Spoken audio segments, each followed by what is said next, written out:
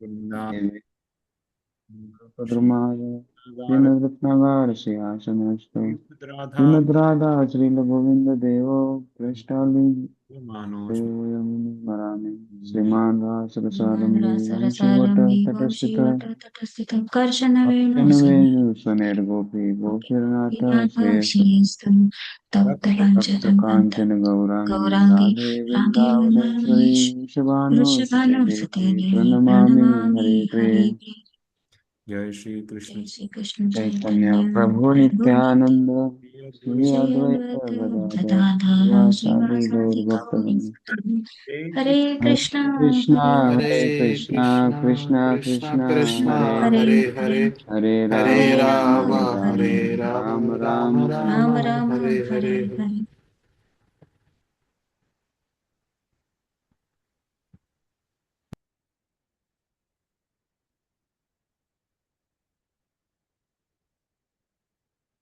हरे कृष्ण। तर काल रोजीने विचारलं होतं की गोपींचं आपण म्हणतो हरिदास वर्य, तर हरिदास वर्यामध्ये आपण गोपींचं का नाही आपण हे करत आहे. तर सांगितलं आता आजच्या श्लोकामध्ये आपण आणखी त्याच्यामध्ये सविस्तर चर्चा करणार आहे. पण सगळ्या सृष्टीमधले सगळ्यात महान भक्त ते गोपी आहे आणि सेवकामधले सर्वात श्रेष्ठ म्हणून हरिदास वर्य, जे महान सेवक भगवंताची सेवा करणारे, तर ते आहेत गो गोवर्धन. तर 21 प्रकारच्या सेवा ते करतात. म्हणजे जसं काल आपण बघितलं कशा प्रकारे ते रात्रीच्या वेळेस प्रकाश, जसं आपण ह्याच्यामध्ये बघतो रोडवर कधी कधी रात्री चमकणारे असतात, त्याप्रमाणे रात्री काही काही दगड चमकतात. तर तसे ते गोवर्धनमध्ये काही होते. त्याचबरोबर पायाला एकदम रबर सारखं त्यांना भाव येईल अशा प्रकारे. तर अशा प्रकारे 21 प्रकारच्या सेवा ते करतात. तर त्यामुळे त्यांना हरिदास वरे म्हटलेले आहे. आणि गोपीच गोपीच त्यांची तुलना करतात. गोपीच म्हणतात किती महान हरिदासवरी आहे. त्यामुळं सृष्टीमधले सर्वात महान गोपींना म्हटलेलं आहे. आणि या भौतिक जगामधले सर्वात महान वैष्णव, तर वैष्णवामध्ये यथाशंभू म्हटलेलं आहे. तर वैष्णवामध्ये शिवजीचं गुणगान केलेलं आहे. भौतिक जगामध्ये सर्वात महान वैष्णव म्हणजे शिवजी आहेत आणि सृष्टीतले सर्वात महान भक्त म्हणजे गोपींची तुलना आहे. आणि सेवकांमधले सर्वात महान सेवक म्हणून गोपीनाथचं सॉरी गोवर्धनचं महत्व सांगितलेलं आहे. तर अशा प्रकारे कालचे दोन्ही प्रश्न त्याच्यावर मी भक्तांना विचारल्यानंतर त्यांनी असं मला सांगितलं. तर त्यामुळं आपल्याला सेवकांसारखे जे आहेत, तर महान भक्ती म्हणजे सेवक, सेवकांची भावना ठेवून भक्त सेवा करतात. तर आपण महान नाहीये, पण आपल्याला महान भक्तांची सेवा करायची आहे. तर त्यामुळं आपल्याला हे समजून समजून घ्यायचं आहे आणि हे समजण्यासाठी आपल्याला भक्तांचा संघ महत्वाचा आहे. आजच्या या 10व्या श्लोकामध्ये पण आपल्याला आणखी सविस्तर चर्चा आपण करणार आहोत. कशामुळं त्यांना महान म्हटलेलं आहे, गोपींना खास करून. त्यामध्ये आजचा हा श्लोक, श्लोक नंबर 10.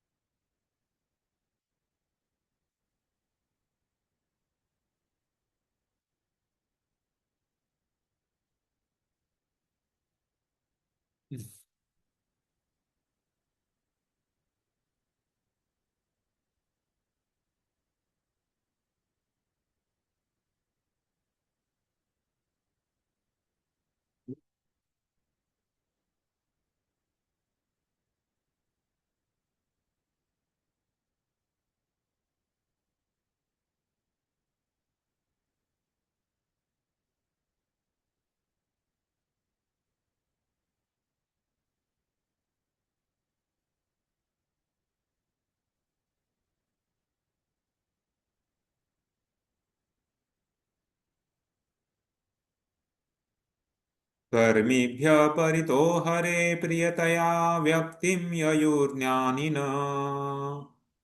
कर्मेभ्यः परितो हरे हरे प्रियतया प्रियतया व्यक्तिं व्यक्तिं ययुज्ञानिनः। ययुप्रिय तेभ्यो ज्ञानविमुक्तभक्तिपरमा प्रेमैकनिष्ठास्ततः। तेभ्यो तेभ्यो ज्ञानविमुक्तभक्तिपरमा ज्ञानविमुक्त भक्ति परमा प्रेमैकनिष्ठास्ततः। प्रेमैकनिष्ठास्ततः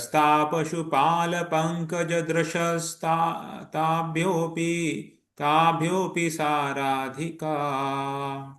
तेभ्यस्ता तेभ्यस्तापशुपालपङ्कजदृशस्ताभ्योऽपि पशुपालपङ्कजदृशस्ताभ्योऽपि साराधिका। साराधिका प्रेष्ठा तद्वयदीयं ते दीयत सरसि तां नाश्रयेत् काकृति।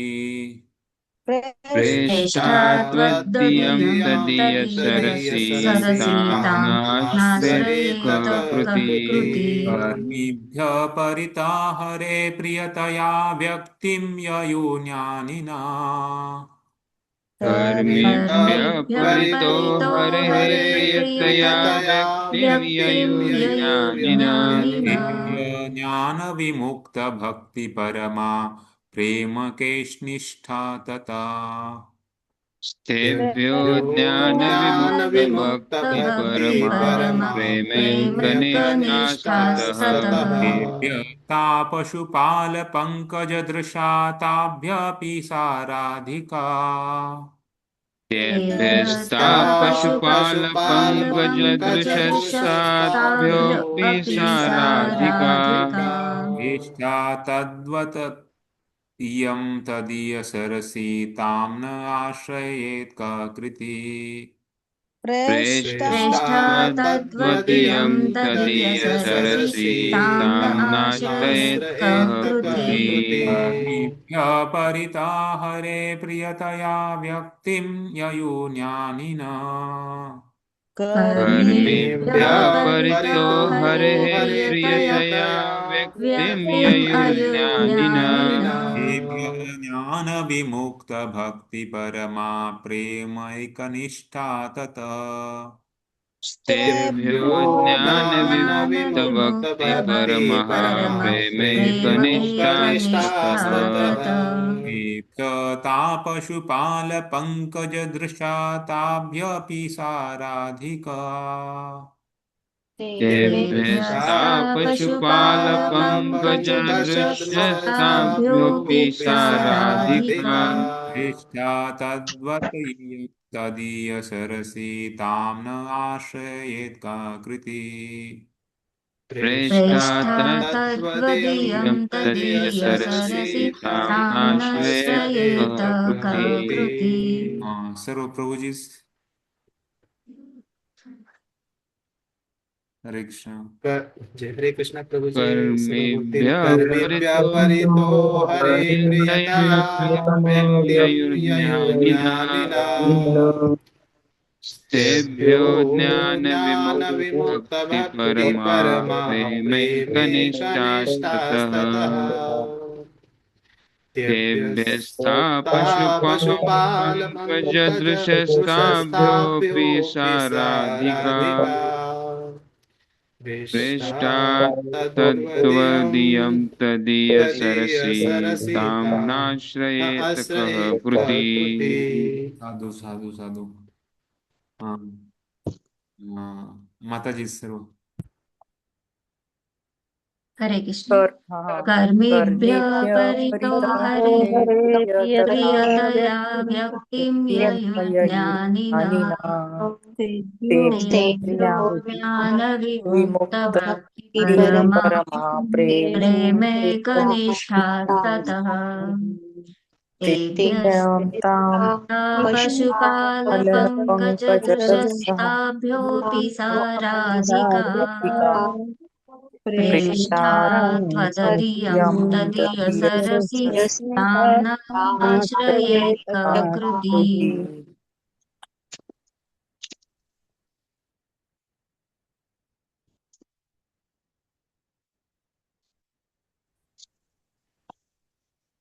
कृति भाषांतर. शास्त्रात असे म्हटले आहे की सर्व प्रकारच्या सकाम कर्मी लोकांमध्ये ज्याला उच्चतर जीव मूल्यांचे प्रगत ज्ञान प्राप्त झालेले आहे तो भगवान हरींना विशेष प्रिय आहे. या लोकांना ज्ञानी म्हणतात आणि अशा अनेक ज्ञानी जनांपैकी जो ज्ञानाच्या बळावर खरोखर मुक्त झालेला आहे तो कदाचित भक्तिमय सेवेस प्रारंभ करू शकतो. तो इतरांपेक्षा श्रेष्ठ आहे. तथापि ज्याने प्रत्यक्षात विशुद्ध कृष्णप्रेम प्राप्त केले आहे तो ज्ञानमुक्त व्यक्तीपेक्षा श्रेष्ठ आहे.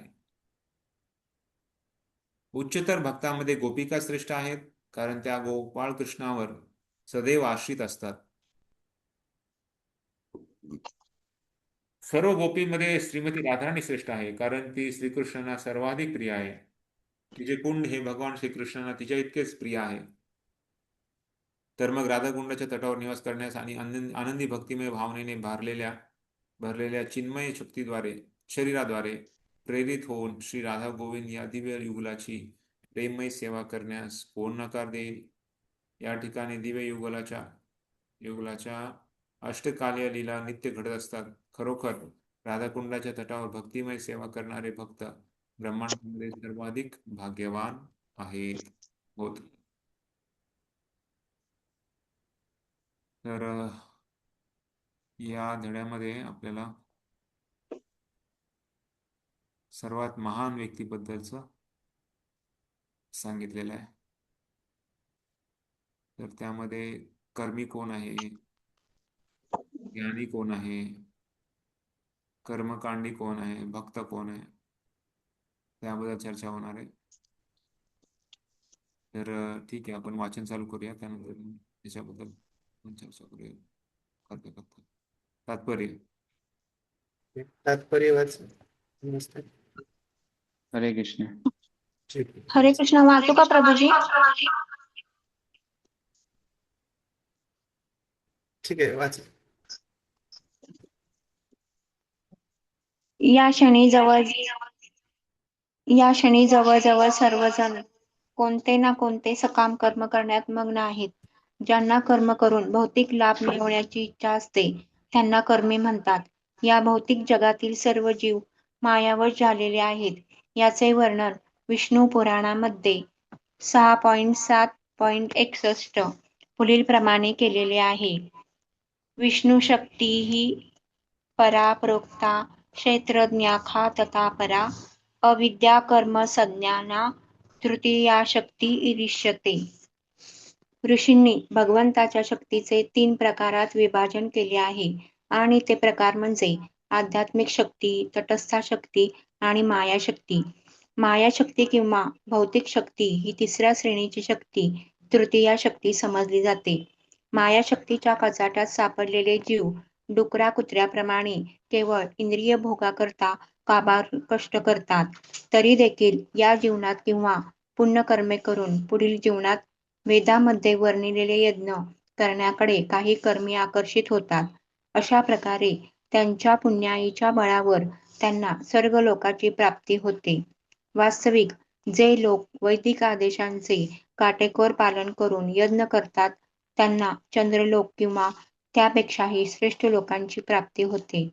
भगवद्गीतेत 9.21 सांगितल्याप्रमाणे शिने पुण्ये मर्त्यलोकम विशन्ति. त्यांची तथाकथित पुण्याई संपल्यावर त्यांना परत मर्त्यलोक किंवा पृथ्वीवर पाठवले जाते.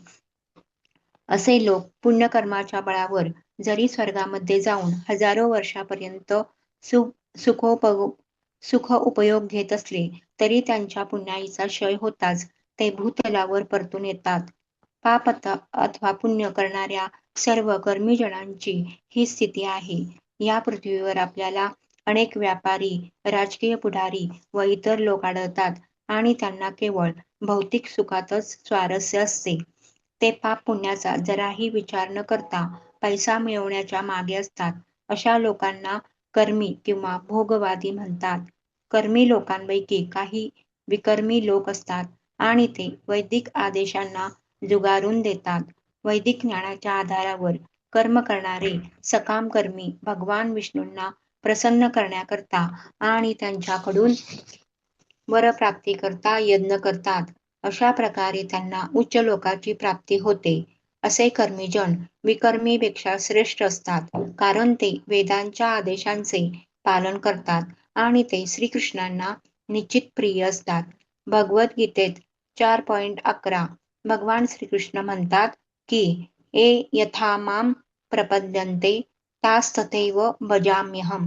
ज्या प्रमाणात मनुष्य मला शरण येतो त्या प्रमाणात मी त्याला फळ देतो. श्रीकृष्ण इतके दयाळू आहेत की ते भक्तांच्या इच्छा तर सोडाच, परंतु कर्मी व ज्ञानी लोकांच्या इच्छाही पूर्ण करतात. कर्मी जनांना सर्व लोकांची प्राप्ती झाल्यानंतरही जर सकाम कर्माविषयी आसक्ती असली तर मृत्यूनंतर त्यांना नवीन भौतिक देह धारण करावा लागतो. एखाद्याने पुण्य कर्म केल्यास त्याला स्वर्गलोकात एका देवाचे शरीर मिळते किंवा तत्सम उच्च श्रेणीचे भौतिक सुख मिळते. उलट पक्षी पापकर्मे करणाऱ्यांचे पतन होते व त्यांना पशु, वृक्ष किंवा वनस्पती म्हणून जन्म घ्यावा लागतो.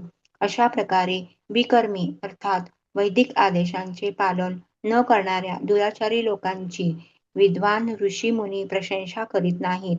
श्रीमद भागवतात 5.5.4 सांगितले आहे की न्यूनम प्रमताः कुरुते विकर्म. माझ्या मागे म्हणायचा प्रयत्न करा सर्वांनी. नूनं प्रमत्ता कुरुते विकर्म. नूनं प्रमत्ता प्रमत्ता कुरुते कुरुते विकर्म. विकर्मा प्रियप्रीतय आपृणोति. यदीन्द्रियप्रीतय आपृणोति आपृणोति साधु मन्ये यत आत्मनो या. न न साधु साधु मन्ये मन्ये आत्मनो या. नापि क्लेशद आसदेह. मसन्नपि क्लेशद आसदेह. नेहमी लक्षात ठेवा, इथे न साधू मध्ये तिसरी जी ओळ आहे ना, तर त्याला य आहे आणि यच्या वर ऍक्च्युली म येते, कारण ते दुसऱ्या चौथ्या लाईनचं म आहे ना, तर ते य वरच येतं ते. त्यामुळे आपण आत्मनोय म्हणतो आणि खाली मग असन्न म्हणतो. म वरती गेलं आणि मचं अ जे आहे अर्ध म झालं आणि अर्ध अ राहिलं, तर ते आपण खाली येतो. हा येस माताजी वाच.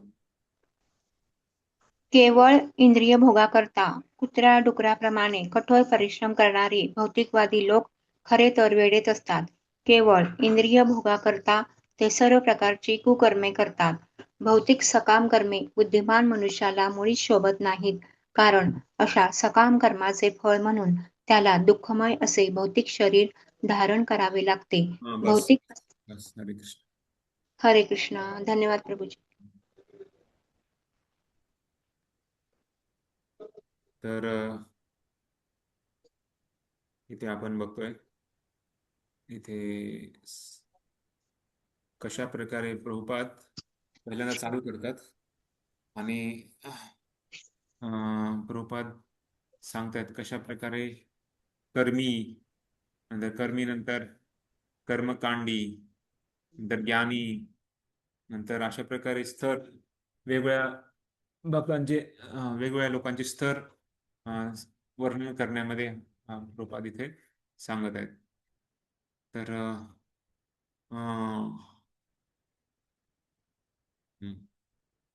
प्रभुपाद लिहितात की या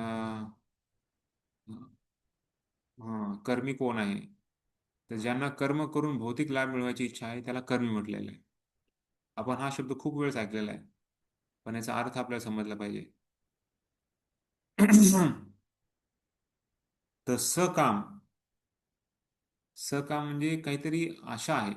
म्हणजे काहीतरी म्हणजे काहीतरी अपेक्षा आणि काम म्हणजे कुठलेही कार्य करताना कुठली तरी अपेक्षा, त्याला सकाम कर म्हटलेलं. आणि अकाम म्हणजे ज्याला काही अपेक्षा नाहीये. तर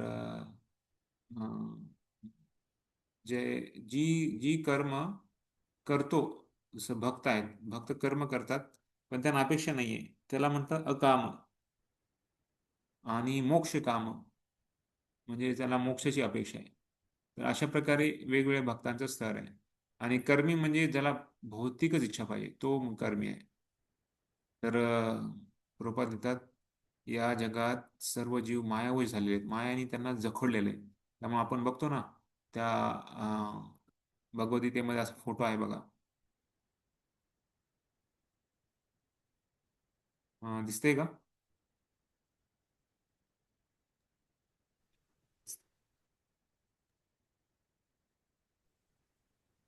हा दिसते गुरु. अशा प्रकारे बघा, सर्व जे जीव आहेत, जीवात्मा आहे, ते सर्व बांधले गेलेले आहेत, जखडलेले आहेत 3 गुणांनी, खास करून त्या 3 गुणांचं सर्वांवर प्रभुत्व आहे. आणि त्यामुळं सर्वजण त्याप्रमाणे कठपुतली आहे. कठपुतली म्हणजे काय? तर त्याप्रमाणे ते नाचतात. जसं ते लहानपणी आमच्या गावाकडे यायचे, बऱ्याच ठिकाणी ते असायचं की ते अं, अं, अं, त्या त्यांच्याकडे हे खेळ असायचा आणि तुमचे आपले डोळे बघून डोळे हे करायचे आणि त्याच्यामध्ये बघायचं ते सर्व कार्टून ते फिरवतं. तर ॲक्च्युली बेसिकली काय आहे, तर ते नाचवतात आणि ते नाचतंय. आणि तसं त्याचप्रमाणे भौतिक जगामध्ये आहे 3 गुण, ज्याद्वारे आपण सगळे बांधले गेलेले आहे.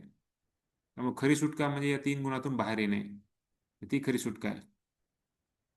क्षीणे पुण्य मर्त्यलोकम विशंती, म्हणजे जेव्हा प्रत्येकजण काही ना काहीतरी करून वरती जाण्याचा प्रयत्न करते.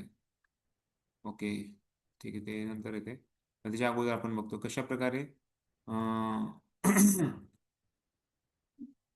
भगवंताच्या शक्तीचे 3 प्रकार विभाजन केलेले आहे.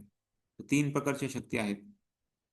तर तटस्थ शक्ती, त्याचबरोबर मायाशक्ती, आध्यात्मिक शक्ती, तटस्थ शक्ती आणि मायाशक्ती, या 3 शक्तीमध्ये विभाजन आहे. तर मायाशक्ती जी भौतिक शक्ती आहे, तर ती तृतीय शक्ती आहे. तर मायाशक्तीच्या प्रभावाखाली मग जीव डुकरा कुत्र्याप्रमाणे इंद्रिय भोग करता कबाड कष्ट करत आहे. तर एवढं कष्ट, कबाड कष्ट चालू आहे. इथे बघा, हे डावीकडे बघतोय आपण फोटोमध्ये, कुत्रा कॉम्प्युटर चालवत आहे. म्हणजे काय आहे, एवढं आपण कबाड कष्ट करतोय. हा, तर त्यामुळं हा श्लोक पण प्रभुपादांनी तिथे टाकलाय. नूनम प्रमत्ता कुरुते विकर्म यदिंद्रिय प्रीत्या अप्रवृत्ती. तर एवढं दुःखमय स्थिती आहे, पण आपल्याला ते दुःखाचं दुःख कळत नाहीये. लोक पुण्य पाप ह्याच्यामध्येच जखडलेले आहेत. तर पुण्यकर्म करून लोकांना स्वर्गलोकाची प्राप्ती करण्याची इच्छा आहे. तर ते पहिले तर नास्तिक आहे. नास्तिक म्हणजे जो शास्त्रांना वेदांना मानत नाही, तो नास्तिक आहे. आणि आस्तिकमध्ये मग लोक देवी देवतांवर म्हणजे देवदेवते लोकांवर जाण्याचं, स्वर्गलोकात जाण्याचा प्रयत्न करतात. मग वेदाचं पालन करतात, पण उद्देश आहे भोग करण्याचे साधन मिळावेत स्वर्गलोकात जाऊन. त्यासाठी लोक चंद्रलोक किंवा बाकी इतर लोकांची प्राप्ती करण्यासाठी प्रयत्न करतात. पण प्रॉब्लेम काय आहे, तिथे गेल्यानंतर क्षीणे पुण्य मर्त्यलोक मिशंती, जेव्हा जेवढं जसं रॉकेट आहे, रॉकेटमध्ये पेट्रोल किंवा जे इंधन टाकलेलं आहे, जोपर्यंत इंधन चालेल तोपर्यंत ते रॉकेट जाईल वरती. पण जेव्हा ते इंधन संपेल तेव्हा त्याला वापस यावं लागणार. त्याचप्रमाणे ज्याप्रमाणे आपल्याकडे पैसे आहेत, त्याप्रमाणे आपण जाऊन त्या प्रकारचा ड्रेस किंवा शर्ट आपण खरेदी करू शकतो. जेवढे पैसे आहेत तेवढेच आपल्याला त्याच प्रकारचा आपल्याला शर्ट मिळणार. तर त्याच्यापेक्षा वरती जास्त मिळू शकत नाही. त्याचप्रमाणे पुण्यकर्म करून जास्तीत जास्त लोक स्वर्गापर्यंत जाऊ शकतात. पण प्रत्येकाला मरण आहे. प्रत्येकाला शेवटी त्याच्यावर पुढं वर जाऊ शकत नाही.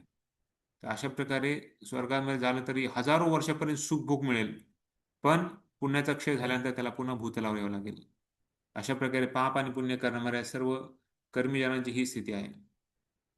तर मग कोणी व्यापारी आहे, कोणी राजकीय पुढारी आहे, कोणी इतर प्रकारचे लोक आहेत, त्यांना भौतिक सुखातच स्वारस्य असते. पाप पुण्याचा जराही विचार न करता पैसा मिळवण्याच्या मागे लागतात. ऍक्च्युली आजकाल खरंच लोकांना काही कळतच नाही पाप काय आहे. मला पैसे मिळाले ना बास, दुसऱ्याचं काही काय ना. त्याच्यामुळे आज किती भेसळ पकडली ना. मी तर ऐकलं की ते पाम ऑइलचं दूध बनवायचे. आणि ते ऑइलचं दूध बनवून किती लोकांचा भ्रष्टाचार केला, किती लोकांचे आरोग्य खराब झाले असेल, आणि असे सर्रास धंदे चालू होते. एवढं मोठ्या प्रमाणात दूध बनवलं जात होतं. आता आज ते म्हणजे त्याचं पकडल्यामुळे बंद झालेलं आहे, पण म्हणजे त्याला काही दुसऱ्याचा विचार नाहीये. स्वतःला पैसे मिळाले बस. मग दुसरं मरणा का, त्याला चिंता नाही. मला कॅन्सर का होईना लोकांना, मला काय तिचं हे नाही, मला पैसे मिळाले ना. पण किती मोठं पाप आहे ते. दुसऱ्यांना आपण काही काळजी न करता स्वतःला पैसे मिळवण्याच्या ह्याच्यामध्ये आपण किती लोकांना फसवतोय. तर ह्याला म्हणतात कर्मी, भोग. तर कर्मीमध्ये काही लोक विकर्मी आहेत आणि ते वैदिक आदेशांना झुगारून देतात.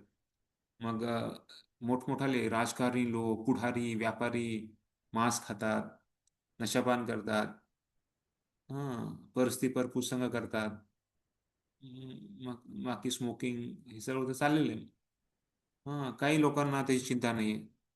आणि हे सगळे राजकीय पुढारी आहेत, मोठमोठाले अधिकारी आहेत आणि अशा प्रकारे पापमय कृत्यामध्ये लागलेले आहेत.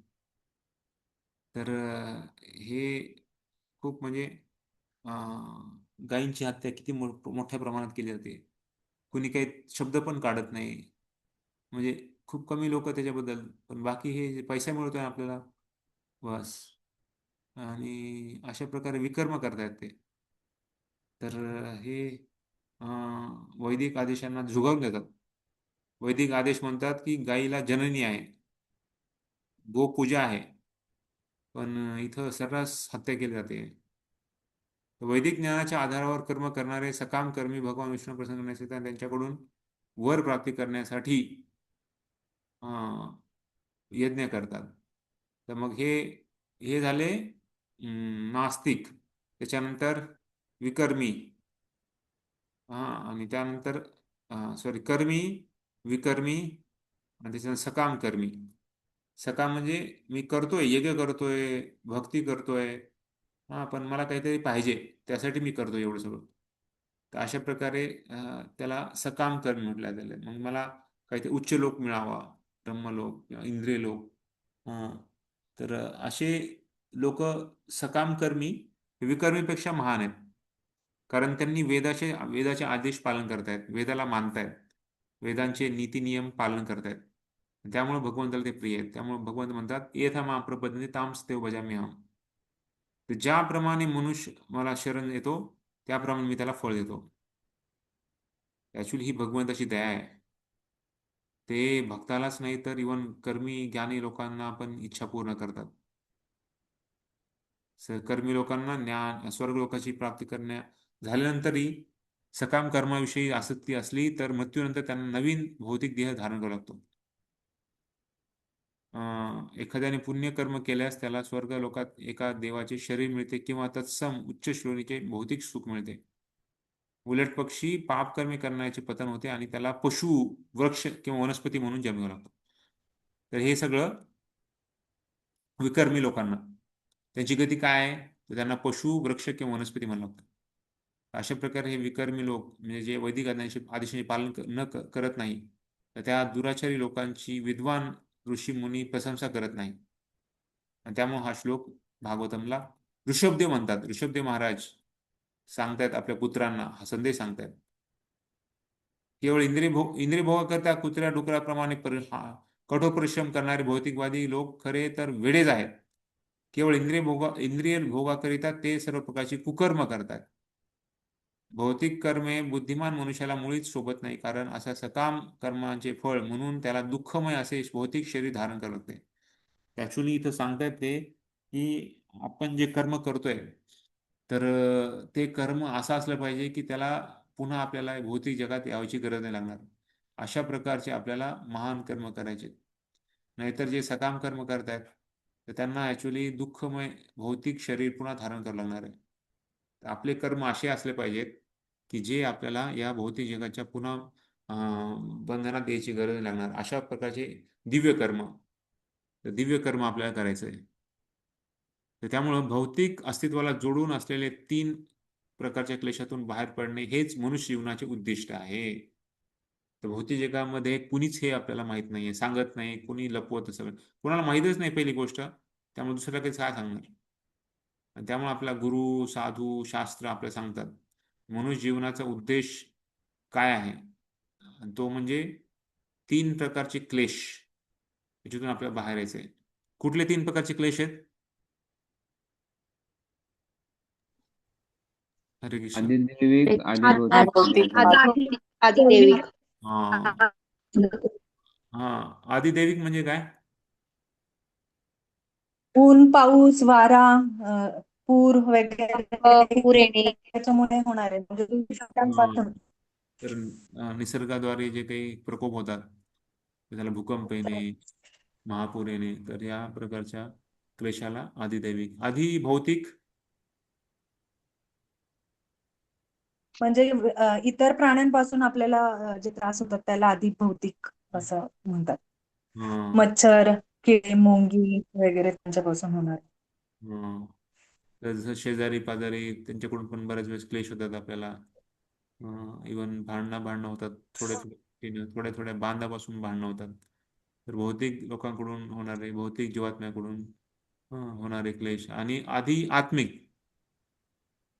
आपल्या मनाद्वारे किंवा आपल्या आत्म्याद्वारे जो आपल्या शरीराला जो त्रास होतो तो आध्यात्मिक. आत्म्याद्वारे त्रास. आत्मा इन द सेन्स मन आपण जे विचार करतो, बुद्धी, त्याच्यामुळे जो आपल्याला त्रास होतो. आत्मा म्हणजे प्रॉपर आत्मा नाही, हम्म. आपल्यामुळेच स्वतःला जो त्रास होतो तो शारीरिक व्याधी, मानसिक, शारीरिक व्याधी. बरोबर. तर मन इंद्रियाद्वारे जे काही आपल्याला मानसिक जे काही आजार होतात, तर अशा प्रकारे दुःख होतं. ते सर्व दुःखाचे क्लेश आहेत.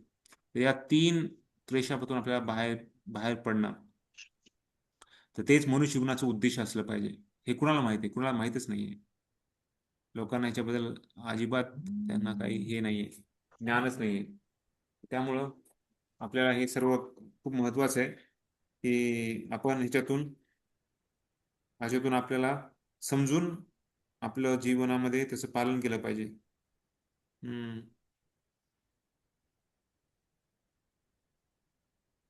तर दुर्दैवाने रूपात लिहितात, सकाम कर्मी लोक पैसा मिळवण्याकरिता आणि येन प्रकारे क्षणभंगूर भौतिक सुख सुविधा मिळवण्याकरिता वेडे झालेले आहेत. तर क्षणभंगूर, आज आहे उद्या नाहीये, तर असं भौतिक सुख आहे. आणि त्या सुख सुविधा मिळवण्यासाठी वेडे झालेले आहेत, काही पण करायला तयार आहेत. आणि त्यामुळे मग त्यांना नीच योनीत जन्म घेण्याचा धोका पत्करावा लागतो. भोगवादी लोक या भौतिक जगात सुखी होण्यासाठी मूर्खासारख्या योजना आखतात. कसं प्रोपात लिहितात, थोडंसं आपण विचार केला पाहिजे. किती म्हणजे एकदम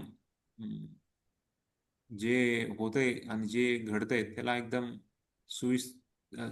खूप महत्वपूर्ण असं खूप एकदम उघडं करून लिहिलंय प्रभुपादांनी. ते असा विचार करीत नाही की आपण थोडीच वर्षे जगणार आहोत, त्यातील बहुतांश वेळ इंद्रियभोगाकरिता धनप्राप्ती करण्यात जाणार आहे. अशा सर्व कृत्यांचा शेवट मृत्यू होतो. त्यांना कळतंय आता मी म्हातारा व्हायला लागलोय, कळतंय आता मला केस पांढरे झालेत, हातात काठी आली, तोंडातले दात पडले, तरी पण ती भोगाची, इंद्रिय भोग करण्याची जी वृत्ती आहे ती सुटत नाही. बघतो आपण कितीतरी राजकारणी लोक एवढ्या वयापर्यंत, पण त्यांचं सुटतच नाही. आता आता एवढं हे होणार आहे, म्हणजे मृत्यू आता येणार आहे, मरणाची तयारी करायची आहे, तर पण सुटत नाही राजकारण. आणि भौतिकवादी असा लोक विचार करीत नाहीत की वर्तमान देह सोडल्यावर आपल्याला नीच, पशु, वनस्पती आणि वृक्ष म्हणून जन्म घ्यावा लागेल. ह्या विकर्माची अंतिम गती होणार आहे विकर्मी लोकांची. पशु, वनस्पती किंवा वृक्ष बनवणार आहे. ते सर्व कृत्य मनुष्य जीवनाचे उद्दिष्ट पराभूत करणारे आहे. म्हणजे असे कृत्य जे 4 नियमाचं पूर्णपणे ते तोडतायत, तर त्या मग काय होणार आहे त्यांना? नक्कीच त्यांना अधोगती होणार आहे. त्यांचा जन्म तर अज्ञानात झालेला असतोच, पण त्यांची विचारधाराही अज्ञानाने भरलेली आहे. आणि या अवस्थेत ते विचार करतात की गगनचुंबी इमारती, मोठ्या गाड्या, मान सन्मान या सर्व गोष्टींच्या रूपाने आपल्याला भौतिक लाभ मिळत आहे. तर अशा प्रकारे त्यांचं अच्छा, हे वाचलं नव्हतं ना आपण? ठीक आहे, ठीक आहे. हां, मीच वाचून टाकलं एनिवे. तर भौतिक लोकांची काय मनोभावना आहे. तर एक तर बघा, ते प्रभुपाद लिहित आहेत की एक तर अं, त्यांचा जन्म अज्ञानात झालेला आहे. सगळ्यांचा जन्म अज्ञानात झालेला आहे. त्यामुळे आपण रोज गातो, ओम अज्ञानतिमिरान्धस्य ज्ञानांजनशलाकया चक्षुरुन्मिलितं येन तस्मै श्री गुरुवे नमः. तर अज्ञानामध्ये जन्म झालेला आपला, पण गुरुच्या ज्ञानामुळे, गुरूंनी दिलेले जे अंजन आहे, तर त्याद्वारे आपण त्या ज्ञानाद्वारे आपल्याला या जगामध्ये दृष्टी आपल्याला मिळू शकते. या परमदृष्टी आपल्याला मिळते, जी शास्त्रांचं अध्ययन करण्यासाठी आणि त्यांचं सर्वांचं पालन करण्यासाठी हे खूप महत्वाची आहे. तर त्यांचा विचारधाराही अज्ञानाने भरलेली आहे. तर जन्म तर आहेच, पण विचारधारा पण अज्ञानाने आहे. आणि त्यामुळं मग या अवस्थेत भोग करण्याच्या ह्याच्यामध्ये मग इमारती, मोठ्या गाड्या, मान सन्मान या सर्व गोष्टींच्या रूपाने आपल्याला भौतिक लाभ मिळत आहे. त्यांना माहित नाही की पुढच्या जन्मी आपले पतन होईल आणि आपल्याला आपल्या सर्व कृत्यांचे एकच फळ मिळेल, ते म्हणजे पराभव.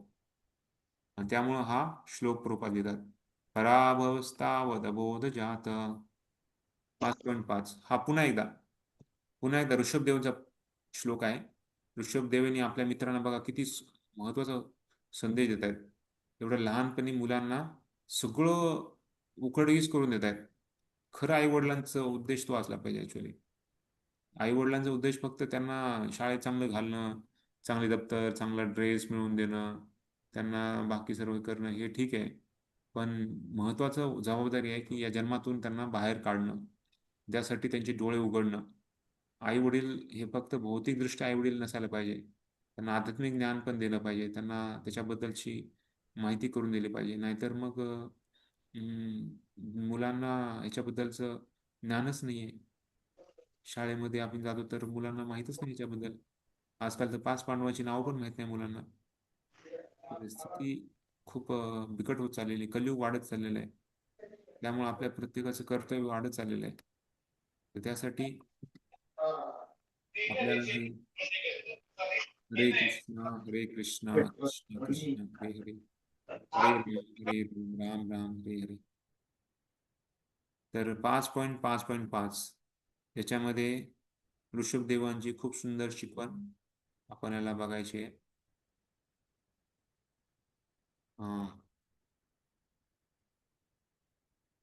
सर्वांनी म्हणा माझ्या मागे.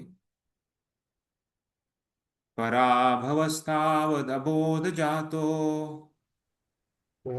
पराभवस्तावद जातो, यावन्य जिज्ञासत आत्मतत्त्वम्, यावन्नजिज्ञासत आत्मतत्त्वम्, यावत् क्रियास्तावद इदं मनो वै, यावत् क्रियास्तावदिदं मनो वै, कर्मात्मकेन शरीरबन्धः, कर्मात्मकं येन शरीरबन्धः. तर हे ऋषभदेवांचं शिकवण ह्याच्यामध्ये सांगतायत. जोपर्यंत लोकांना आध्यात्मिक ज्ञानाची, आध्यात्मिक मूल्यांची ज्ञानाबद्दल जिज्ञासा नाहीये, विचारणा करत नाही, विचारपूस करत नाहीये, तर तो हरलेला आहे. तो म्हणतायत ते की त्याचा पराभव झाला.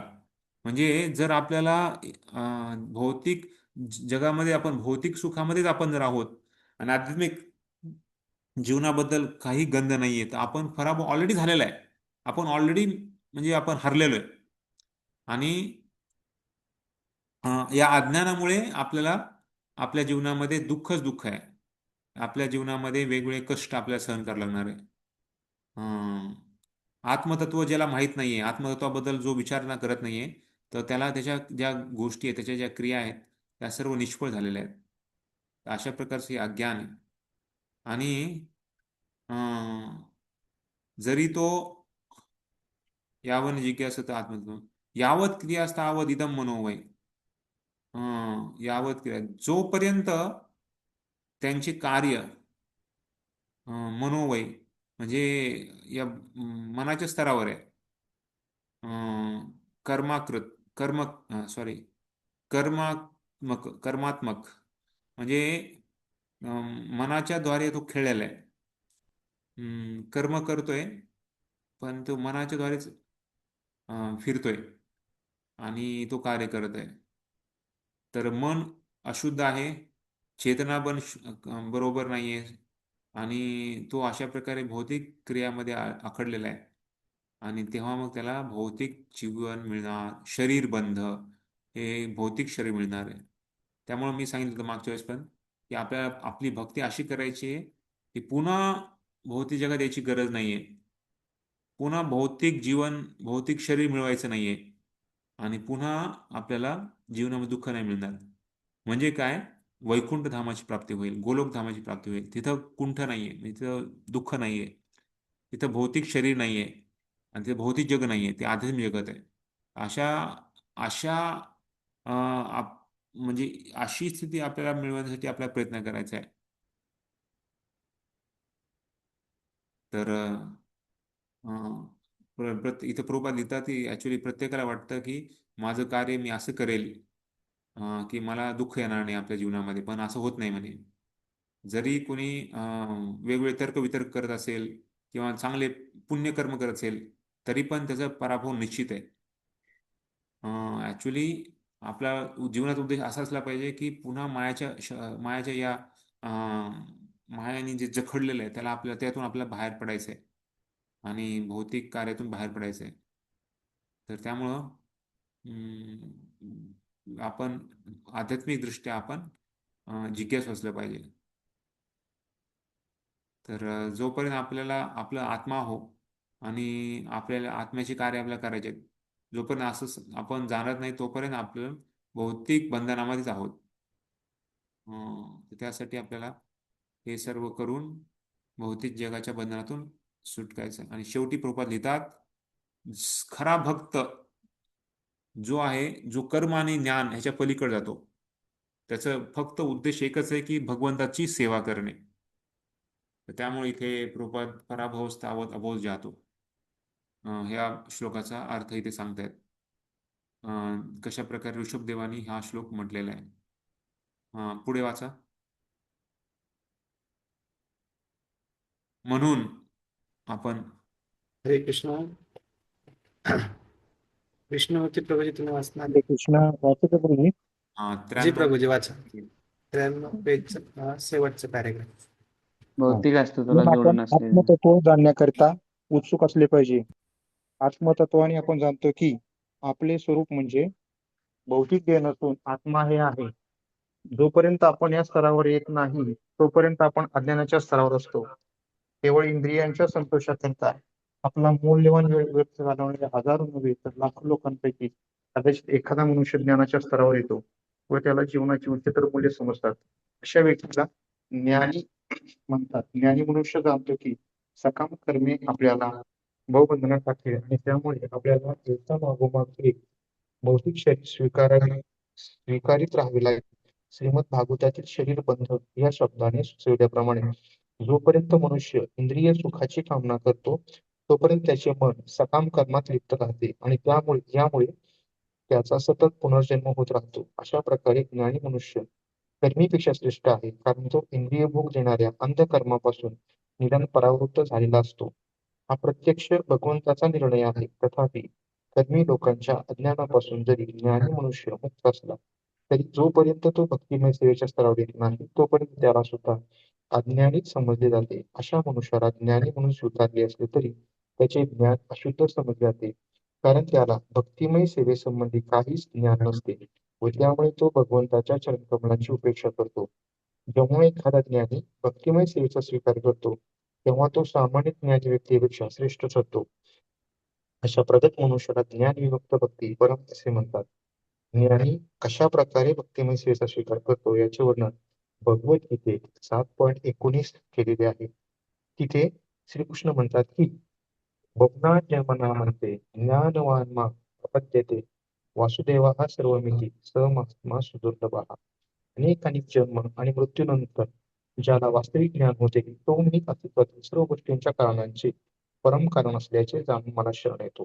असा महात्मा अत्यंत दुर्लभ असतो. हा हे बस. कृष्ण बेस.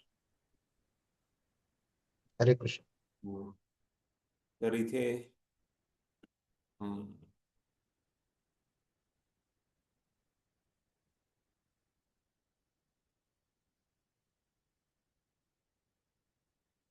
तर आपण चर्चा करतो कशा प्रकारे लोक अवाढ कष्ट करतायत आणि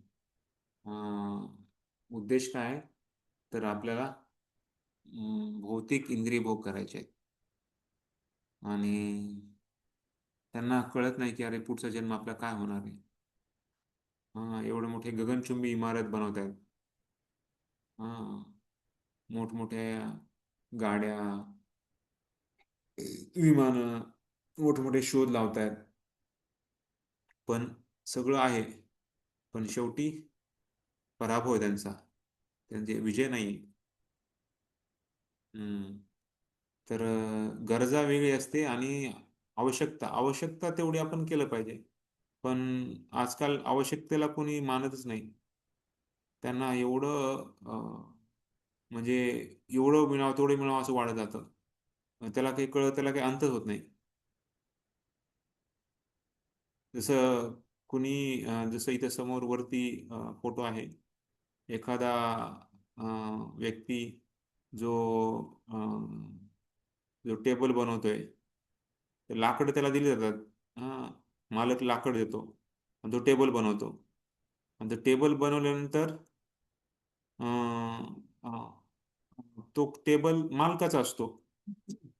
त्याला पैसे मिळतील, पण पैसे त्याला मिळतात त्या टेबल बनवण्याचे, पण टेबल मालकाचा आहे. त्याचप्रमाणे खाली संसदेचा फोटो दिलेला आहे. जसं राष्ट्रपती आहे, तो संसद चालवतो. पण संसद कोणाला तो विकू शकत नाही. त्याचप्रमाणे सांगितलंय.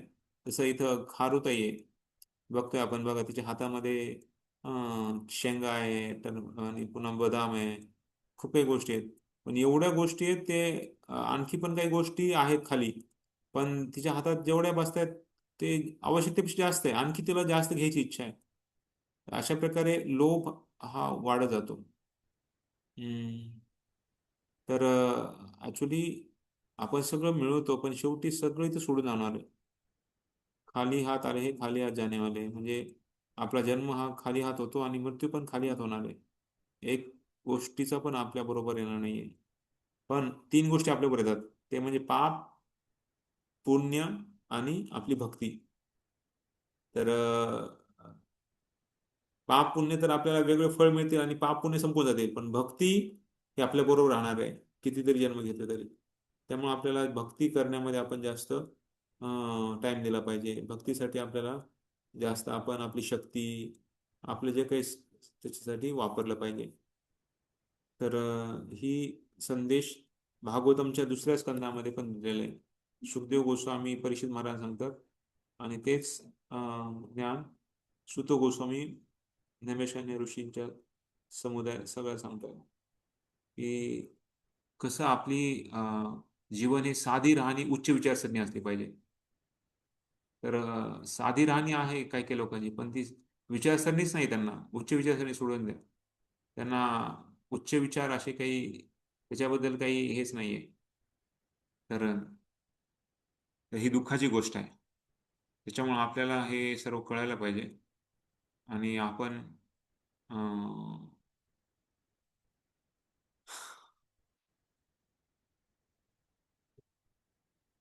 शुकदेव गोस्वामी सांगतायत. तर 2.2.1 जे श्रीमद भागवतामध्ये भागवतम दुसरा स्कंद, दुसरा अध्याय आणि पहिला श्लोक आहे. तर त्यापासून थोडेसे काही श्लोकांची आपण चर्चा करूया.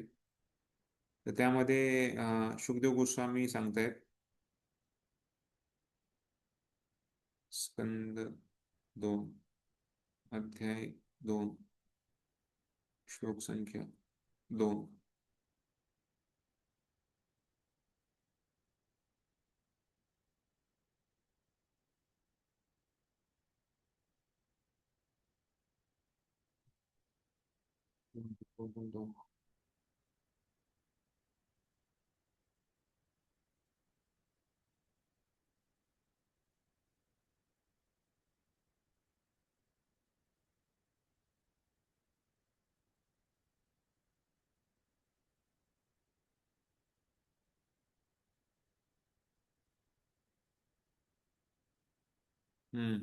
तर भागवत दुसरा स्कंद दुसरा अध्याय तिसरा श्लोक आहे. तर मी वाचतोय हिंदी मध्ये माझ्याकडं. अतएव प्रबुद्ध व्यक्ति को उपाधियों वाले इस जगत में रहते हुए जीवन की न्यूनतम आवश्यकताओं के लिए प्रयत्न करना चाहिए. उसे बुद्धिमत्ता पूर्वक स्थिर रहना चाहिए और अवांछित वस्तुओं के लिए कभी कोई प्रयत्न नहीं करना चाहिए, क्योंकि वह व्यवहारिक रूप में वह अनुभव करने में सक्षम होता है कि ऐसे सारे प्रयास कठोर श्रम से के अतिरिक्त और कुछ नहीं होते. तर इथे प्रभुपाद सांगतायत की लोक एवढं मोठाले इमारत, साज सामग्री, कार, बंगले, फॅक्टरी, उद्योग, युद्ध, अशा प्रकारे इलेक्ट्रॉनिक आणि बाकी सर्व एवढं मोठं एक सिद्धीसारखं ते सगळं काही बनवत आहेत. हे सगळं मोहक आहे. ये मोह करता है आपल्याला. परंतु भगवान का भक्त इन्हें अच्छी तरह जानता है, अतः वह ऐसी परिस्थिति के लिए अवांछित वस्तुओं को सृजित करने में रुचि नहीं लेता, जो बिल्कुल ही वास्तविक नहीं है, बल्कि जो सिर्फ मायाजाल है, जिनका महत्व समुद्र की तरंगों के बुलबुलों से अधिक नहीं है. बड़े बड़े राजा, नेता, सैनिक एक दूसरे के लिए लड़ते हैं, जिससे कि इतिहास में उनका नाम निरंतर बने रहे, किंतु वे काल क्रम में भुला दिए जाते हैं और वे इतिहास में एक अन्य युग को स्थान दे देते हैं. परंतु भक्त समझता है कि इतिहास तथा ऐतिहासिक व्यक्ति किस तरह क्षणभंगुर समय की उपज है. सकाम कर्मी को संपत्ति, स्त्री और भौतिक मान सम्मान ही चाहिए, चाह होती है, किंतु जिन्हें वास्तविकता ज्ञान नहीं है, जिससे वास्तव ज्ञान है, वे ऐसी मिथ्या वस्तुओं में तनिक भी रुचि नहीं रखते. उनके लिए यह समय का अपव्यय मात्र है. मनुष्य जीवन प्रत्येक क्षण महत्वपूर्ण है, अतएव प्रबुद्ध व्यक्ति को समय का उपयोग करने में अत्यंत सतर्क रहना चाहिए. इस भौतिक जगत में सुख की योजना बनाने में विनष्ट मानव जीवन का एक पल भी कभी वापस नहीं मिल सकता, भले ही कोई उसके लिए लाखों स्वर्ण मुद्राएं क्यों न खर्च करे. आयुष्य क्षणेकोपी न लभ्य सुवर्ण कोटी. चाणक्य पंडित सांगतात हा श्लोक, आणि प्रभुपाद इथं तात्पर्यामध्ये त्याचा अर्थ देतात. सोन्याचे लाखो शिक्के दिले, सोन्याचे मुद्रा दिले, तरी तो एक क्षण मनुष्य जीवनात वापस मिळणार नाहीये. त्यामुळे आध्यात्मिकवादी जो माया का चंगुल से छूटना चाहता है, उसे यहाँ सचेत किया जाता है कि वह सकाम कर्मियों के बाह्य स्वरूप से मोहित ना हो. मनुष्य जीवन कभी कभी इंद्रिय तृप्ति के लिए नहीं बना है, कभी भी इंद्रिय तृप्ति नहीं बना है, वह तो साक्षात्कार के लिए बना है. तर हेच उपदेश या भागवतामध्ये सांगितलेला आहे.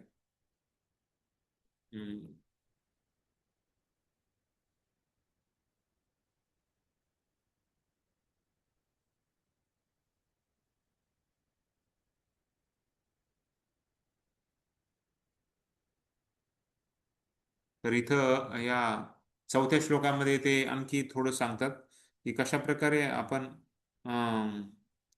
एवढ्या सगळ्या गरजा आहेत, तर त्या एकदम सोप्या आपल्याला भागून जातील. मग कशाला आपण जास्त परिश्रम करावं. तर म्हणतात की जर झोपायसाठी एवढं सगळं पृथ्वी आहे, तर मग कशाला आपल्याला म्हणजे झोपायला एवढं मोठं सगळं भूखंड आपल्यासाठी आहे. 4 पाइयों तथा गद्दों की आवश्यकता काय? तर मग कशासाठी आपल्याला कॉट किंवा गादी कशासाठी पाहिजे? गरज नाहीये. कारण एवढी मोठी पृथ्वी आपल्यासाठी आहे. दुसरं गोष्ट सांगतात ते, जर मनुष्याला आपल्याला हात आहे, हातावर झोप आपण घेऊ शकतो. मग आपल्याला तकियाची काय, उशी किंवा तकियाची काय गरज आहे? जसं पाणी पिण्यासाठी पण आपण उंजळीनं पाणी प्यायचे पहिल्यांदा लोक असं पाणी प्यायचं म्हटल्यानंतर ते बकेटीने किंवा कळशीनं टाकायचे आणि लोक उंजळ करायचे आणि तशी प्यायचे पाणी. तर तसं हात आहेत आपल्याला पिण्यासाठी, मग त्या लोट्याचा किंवा ग्लासाचा किंवा भांड्याचा काय आवश्यकता आहे? आणि एवढं मोठे वृक्ष आहेत, त्या वृक्षाचे साल पहिले लोक घालायचे. कापड नसायचं पहिल्यांदा, कापड मिल नसायची पहिल्यांदा. तर पहिल्यांदा सगळे लोक वेगवेगळ्या झाडांचा मोठा पाला असतो, पानं असतात, ते घालायचे एक हे म्हणून, आवरण म्हणून. तर वस्त्रची काय आवश्यकता आहे? तर अशा प्रकारे हे या श्लोकामध्ये आहे. तुम्ही स्वतः वाचू शकता नंतर. तर सांगायचा उद्देश आहे की कसं एक साधी राहणी असली पाहिजे जीवनामध्ये, तर ते या ह्याच्यामध्ये सांगतायत. नाहीतर मग या किती जरी मिळवलं तरी ते कमीच पडणार आहे. हे भौतिक गरजा संपणाऱ्या नाहीयेत. लोभ हा वाढत जाणार आहे, कमी होणार नसतो हे लोभ भौतिक दृष्ट्या. त्यामुळे आपल्याला भौतिक जीवनामध्ये दुःख आध्यात्मिक दृष्टीनंच आपण त्याचं त्याला निवार करायचं आहे. आणि भौतिक दृष्टीने किती जरी आपण त्याला पर्याय शोधले किंवा उत्तर शोधले तरी सापडणार नाही. हा, तर प्रत्येक जण हा कर्मी आहे आणि जो ठीक आहे. तर सॉरी, इथे आणखी एक उदाहरण दिलेलं आहे की कशा प्रकारे बघा, ह्या छोटस मागे लिहिलं, त्याच्या मागे एक माणूस बघा, मोठा दगड आहे आणि तो दगड एकदम पर्वतावरून वरती घेऊन चाललेला आहे. पर्वत तर एकदम खाली असं उतारासारखा आहे, पण त्याला सांगितलंय आता तुला शिक्षा आहे.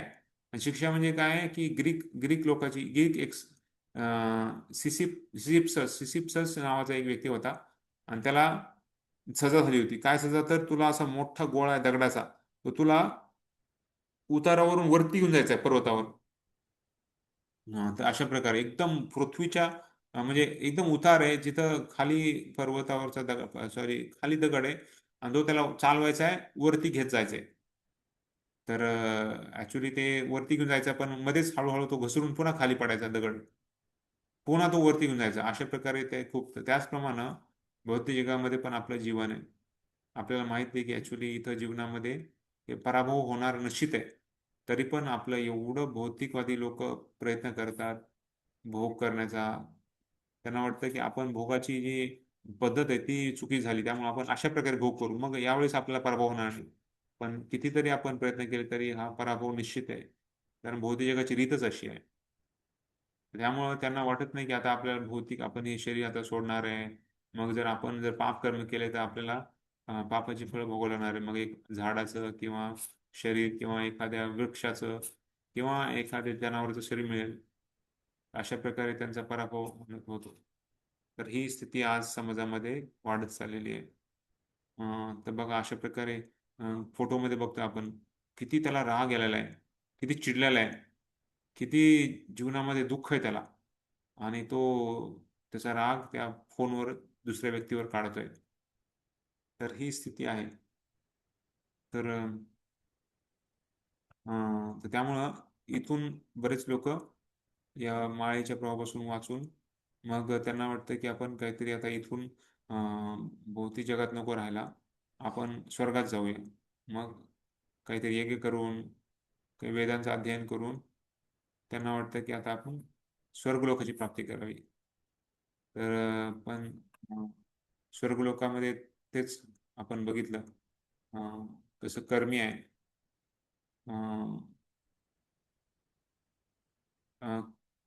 कर्मीपेक्षा कर्मकांडी वरच्या स्तराचे मानले जातात, कारण ते वेदांचं पालन करतात, पण ते पण भोग करणारे आहेत.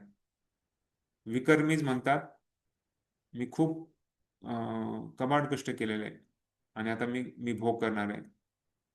तर अशा प्रकारे त्यांना दुःखच दुःख आहे, कारण ते वेदांचं नियम पालन करत नाही. तर कर्मकांडी जे आहेत त्यांना थोडा विश्वास असतो की आपण भोग करू शकत नाही, कारण भगवंत हे सर्व साक्षी आहेत. तेच त्यांनी जर आपल्याला त्यांनी जर आपल्याला करण्यासाठी भोग करण्यासाठी जर त्यांनी जर आपल्याला सांगितलं किंवा त्यांनी स्वीकारलं तरच आपण जीवनामध्ये काहीतरी मिळू शकतं. अशा प्रकारे ते वेदांचं पालन करून ते भोग करतात. त्यामुळे सांगितलंय भगवान किती दयाळू आहेत की जो व्यक्ती जसा आहे तसा ते आदान प्रदान करतात. हे बघितलं आपण. आणि ह्याच्यापेक्षा मग श्रेष्ठ आहे तो ज्ञानी आहे. तर का? कारण त्याला या भौतिक इंद्रिय भोगाचं त्याला निधन नाहीये. तो आध्यात्मिक दृष्टीनं तो जीवन जगण्याचा प्रयत्न करतोय. त्याला भौतिक जगातल्या कर्मीपेक्षा तो वरती आहे, तर त्याला म्हणतात ज्ञानी. अशा प्रकारे हा ज्ञानी आहे. त्याच्याबद्दलच आणखी तर ते ज्ञानी आहे. तर ज्ञानीचं पण काय आहे की तो ऍक्च्युली भगवंताचं जरी तो म्हणला की अरे मी आता शरीर नाही, मी आत्मा आहे, पण भगवंताबद्दलचं जे ज्ञान आहे ते त्याला नसते पूर्ण. तो मानतो की भगवान एक परमात्मा आहे किंवा भगवान एक म्हणजे इम्पर्सनल आहे, त्याला असं व्यक्ती नाही आहे. तर अशा प्रकारे तो एक लाईट आहे किंवा तो एक माणसासारखा नाही असं त्यांना कल्पना असते. तर त्यामुळं फक्त ज्ञानी असून महत्वाचं नाहीये. तर आपल्याला ज्ञानीपेक्षा पण वरती उचलायचं आहे. आपल्याला भगवंताचं साक्षात रूप, भगवंताची साक्षात लीला, भगवंताचं जे नामरूप गुणलेलं त्याच्याबद्दलच आपल्याला समाजासाठी आपल्याला भक्त बनावं लागणार आहे. आणि त्यामुळे मग या ज्ञानीपेक्षा वरती आहे तर तो आहे भक्त. तर त्याच्यामध्ये आणखी पुढे आपल्याला वाचायचं आहे 95 पानावर पुढे श्रीकृष्णाच्या चरण कमलाची. हरे कृष्ण. ज्या व्यक्तीने आतापर्यंत वाचलं नाही असे नवीन व्यक्ती वाचू शकता. वाचू का प्रभूजी? जी वाचा. श्रीकृष्णाच्या चरण कमळांची शरणागती पत्करणारा मनुष्य वास्तविक बुद्धिमान असतो, परंतु असा महात्मा फार दुर्मिळ असतो. निर्दिष्ट विधींना अनुसरून भक्तिमय सेवा केल्यावर मनुष्य नारद, सनक आणि सनातन यांच्यासारख्या महान वैष्णवांच्या चरणचिन्हांचे अनुसरण करून रागानुभक्तीच्या स्तरावर येतो. त्यावेळी भगवंत त्याला श्रेष्ठ म्हणून स्वीकारतात. कृष्ण प्रेमाचा विकास केलेले भक्त निश्चितच श्रेष्ठ आहेत. या सर्व भक्तांपैकी गोपिकांना श्रेष्ठ समजले जाते, कारण श्रीकृष्णांना संतुष्ट करण्याव्यतिरिक्त त्यांना इतर काहीच माहीत नसते. शिवाय त्या श्रीकृष्णाकडून कोणत्याही मोबदल्याची अपेक्षा करीत नसत. खरोखर कधी कधी श्रीकृष्ण त्यांच्यापासून दूर जाऊन त्यांना दुःखसागरात लोटत असत, तरी देखील त्या श्रीकृष्णांना विसरू शकत नसत. जेव्हा श्रीकृष्णांनी मथुरेस जाण्याकरिता वृंदावन सोडले, तेव्हा गोपी अत्यंत व्याकुळ झाल्या आणि त्यांनी आपले उर्वरित जीवन श्रीकृष्णापासून झालेल्या वियोगामुळे केवळ क्रंदन करीत व्यतीत केले. याचा अर्थ असा की एका दृष्टीने त्या श्रीकृष्णापासून कधीच दूर झाल्या नव्हत्या. कृष्ण स्मरण आणि श्रीकृष्णांचा संग यात काहीच भेद नाही. उलट विप्रलंब सेवा किंवा श्रीकृष्णाचे दूर राहून केलेले चिंतन हे श्रीकृष्णांची प्रत्यक्ष सेवा करण्यापेक्षा फार श्रेष्ठ आहे. श्री चैतन्य महाप्रभूंनी सुद्धा असेच विरह भावनेमध्ये श्रीकृष्णांचे चिंतन केले होते. अशा प्रकारे जितक्या भक्तांमध्ये श्रीकृष्णासहित विशुद्ध भक्तिमय सेवा विकसित झाली आहे, त्यांच्यामध्ये गोपिका सर्वात श्रेष्ठ आहेत आणि या गोपींमध्ये श्रीमती राधाराणी सर्वोच्च आहे. कोणीही श्रीमती राधाराणीच्या भक्तीपेक्षा श्रेष्ठ भक्ती करू शकत नाही. खरोखर स्वयं श्रीकृष्ण सुद्धा श्रीमती राधाराणीचा भाव समजू शकत नाहीत, म्हणून त्यांनी तिचे पद स्वीकारले व तिचे दिव्य भाव समजण्याकरिताच ते श्री चैतन्य महाप्रभू म्हणून अवतरले. अशा प्रकारे श्रील रूप गोस्वामींनी क्रमशः असा निष्कर्ष काढला आहे की श्रीमती राधाराणी ही श्रीकृष्णांची सर्वोच्च भक्त आहे व तिचे कुंड हे सर्वोच्च तीर्थस्थान आहे. यास सप्रमाण पुष्टी म्हणून चैतन्य चरितामृतात लघु भागवत मृत उत्तरखंड 45 या ग्रंथातील खालील श्लोक दिला आहे. यथा राधा प्रिया विष्णुस्तथा कुंड प्रिय तथा सर्व गोपीषु सेविका विष्णुरत्नस्थ वल्लभा. ज्याप्रमाणे श्रीमती राधाराणी भगवान श्रीकृष्णांना प्रिय आहे त्याचप्रमाणे राधाकुंडही त्यांना तेवढेच प्रिय आहे. सर्व गोपीमध्ये केवळ तीच भगवंतांना सर्वात अधिक प्रिय आहे.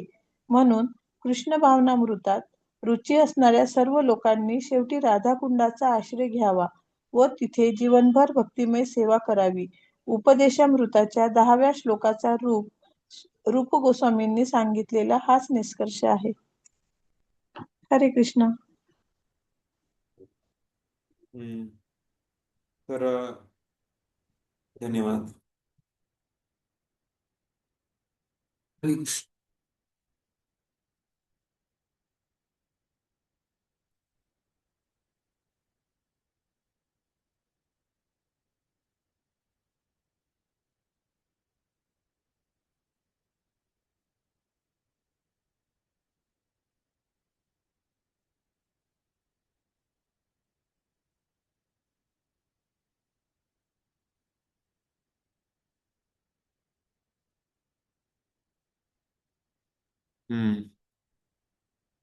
तर प्रभुपाद लिहित आहे तिथं की ज्ञानी मध्ये सर्वश्रेष्ठ कोण आहे, तर जो भगवंताचं साक्षात रूप जाणतो तो.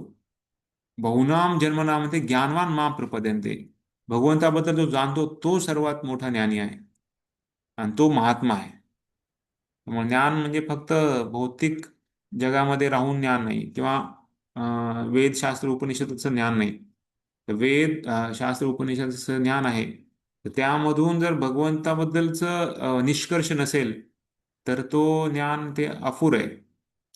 त्यामुळं कसं आपल्याला माहिती आहे, व्यासदेवानी सर्व लिहिले होते ग्रंथ, वेद पुराण उपनिषद सर्व लिहून पण समाधान नव्हतं. आणि शेवटी मग जेव्हा त्यांना भगवंताबद्दलचं डायरेक्ट गुणगान गायला सांगितलं, म्हणजे भक्ती म्हणजे डायरेक्ट गुणगान आहे भगवंताचं. भक्ती ही भगवंताबद्दलचं डायरेक्ट गुणगान आहे. आणि त्यामुळं मग जेव्हा त्यांनी भागवतम रचना केली तेव्हा त्यांना जीवनामध्ये संतुष्टी मिळाली. तर फक्त ज्ञानी असून फायदा नाही, तर ज्ञानाचा उद्देश भगवंताचा साक्षात्कार करणे. तर अशा प्रकारे वेदेश सर्व अहम वेद्यो वेदांत कृतवेद विदेव जाहम. सर्व वेद उपनिषद पाठ केले, वाचले, सगळं केलं, पण जर भगवंतांना समजलं नाही तर ते वेद काहीच फायदा नाही.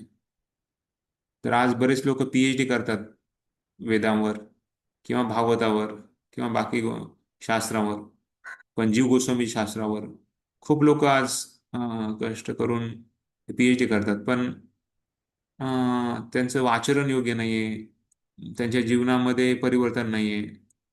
मग या 4 नियमांचं पूर्णपणे पालन करत नाही, तर मग ते फक्त ज्ञान मिळून फायदा नाही. त्यासाठी इथं सांगितलंय की भक्तिमय सेवा केल्यावर नारद, सनक, सनातन यांच्यासारख्या महान वैष्णव चिन्हाचे अनुसरण करून राग अनुगा भक्तीच्या स्तरावर येतो. त्याला श्रेष्ठ म्हटलेलं आहे.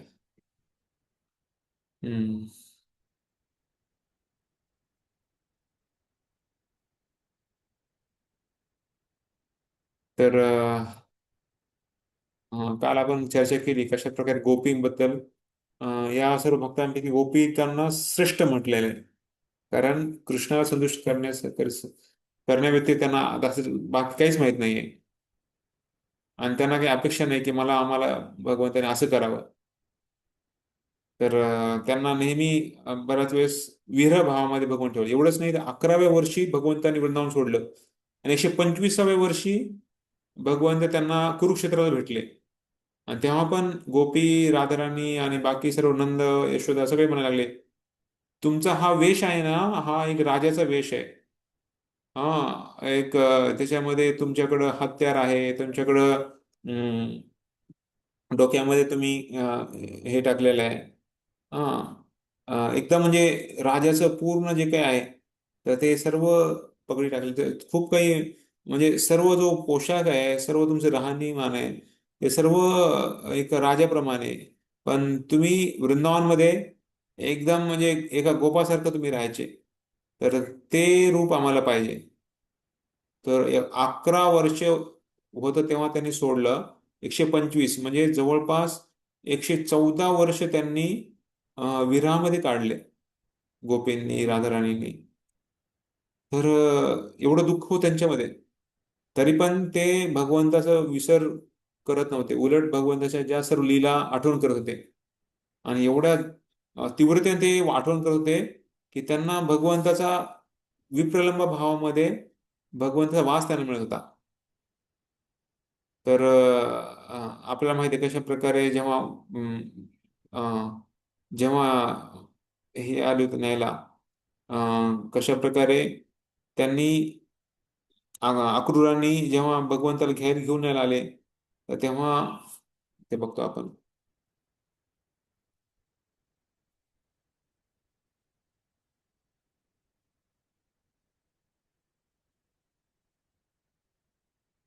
तर गोपीचं प्रेम किती आहे.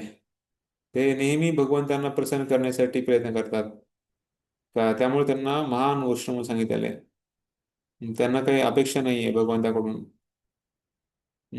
आणि जरी एवढ्या दुःखामध्ये जरी टाकलं भगवंतानी, तरी पण ते भगवंताचं विस्मरण होत नाही त्यांना. जरी भगवंत त्यांना सोडून गेले तरी त्यांचं स्मरण, मग भगवंताला हार बनवणे, भगवंतासाठी भोग बनवणे, हे सर्व त्यांच्या क्रियेमध्ये भगवंताचं त्यांचं स्मरण एवढं अतूट आहे त्यांना. त्यामुळं त्यांचा वास, भगवंताचा वास त्यांच्या बरोबरच आहे. आणि जेव्हा त्यांना कळालं अरे आता कृष्ण आणि बलराम आणि त्यांना घेऊन जायला अक्रूर आलेला आहे, तर त्यांनी नंद आणि यशोदाला सांगितलं की अरे उद्या तो अक्रूर घेऊन जाणार आहे कृष्ण बलरामला, तुम्ही थांबवा. पण कुणीच काही केलं नाही. शेवटी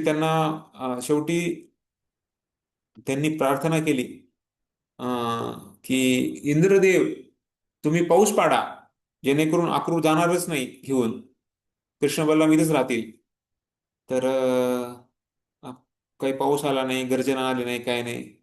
मग आता उद्या सकाळी सकाळी आता भगवान जाणार आणि कुणीच काही करत नाहीये. मग शेवटी त्याच आल्या. ऍक्च्युली त्यांनी कधीच असं दाखवलं नाही सगळ्यांसमोर की त्यांचं किती प्रेम आहे कृष्णावर. आतापर्यंत त्या फक्त जेव्हा कृष्ण जायचे सकाळी आणि संध्याकाळी वापस यायचे, त्यांचं मनन चिंतन करायच्या आणि संध्याकाळी आल्यानंतर यशोदामाई बरोबरच त्या आरती करायच्या, त्यांना दर्शन करायच्या. पण कुणालाच असं, कुणासमोर असं ते कधी बोलल्याच नाही की कृष्णाचं त्यांचं किती प्रेम आहे. पण आज त्यांना कळालं की आता आमचा जीव आणि प्राण आज जाणार आहे इथून. मग त्यांनी बाहेर आले आणि सगळ्यासमोर त्यांनी मग इथे येऊन कृष्णाचे थांबवण्यासाठी खूप प्रयत्न केला.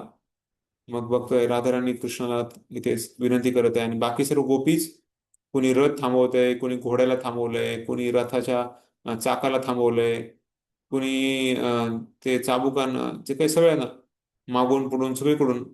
आणि काही तर गोपी बेशुद्ध झालेले आहेत की काय हे भगवान आज जाणार आहेत म्हणून.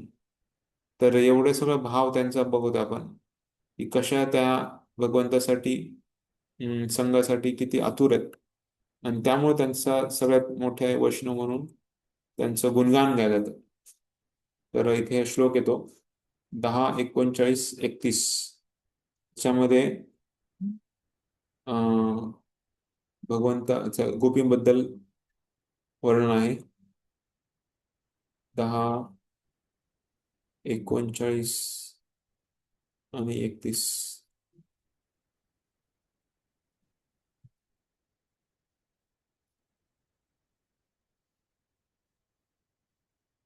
श्रीशुक उवाच एवं ब्रुवाना विरहातुरा वृशम् एवं ध्रुवाणां विरहात् राघुषम् स्त्रिया कृष्णविषक्तमानसः वज्रस्त्रिया कृष्णविषक्तमानसाः विसृज्य रुरुदु स्म सुस्वरम् विसृज्य लज्जां रुरुदुः स्म सुस्वरम् गोविन्द दामोदर माधवेति गोविन्द गोविन्द दामोदर दामोदर माधवेति माधवेति गोविन्द दामोदर माधवेति गोविन्द गोविन्द दामोदर दामोदर माधवेति. माधवेति. तर हे भगवंताला प्रार्थना करतायत. तर त्याच्यामध्ये सांगतायत की कशा प्रकारे भगवंतांना थांबवण्याचा प्रयत्न करतायत सगळ्या गोपी आणि म्हणतायत, मोठ्यानं ओरडतायत, गोविंद, दामोदर, माधव, तुम्ही थांबा इथेच कृपा करून. तर आतापर्यंत त्यांनी सांगितलं, आतापर्यंत त्यांनी कधी असं दाखवलं होतं सगळ्यांसमोर, पण आता त्यांचं जे प्रेम आहे ते सगळं बाहेर येत होतं आणि त्यांनी सगळ्यांसमोर भगवंतांना असं जाण्यासाठी थांबवण्याचा प्रयत्न केला. तर खूप म्हणजे त्यांचा भाव एकदम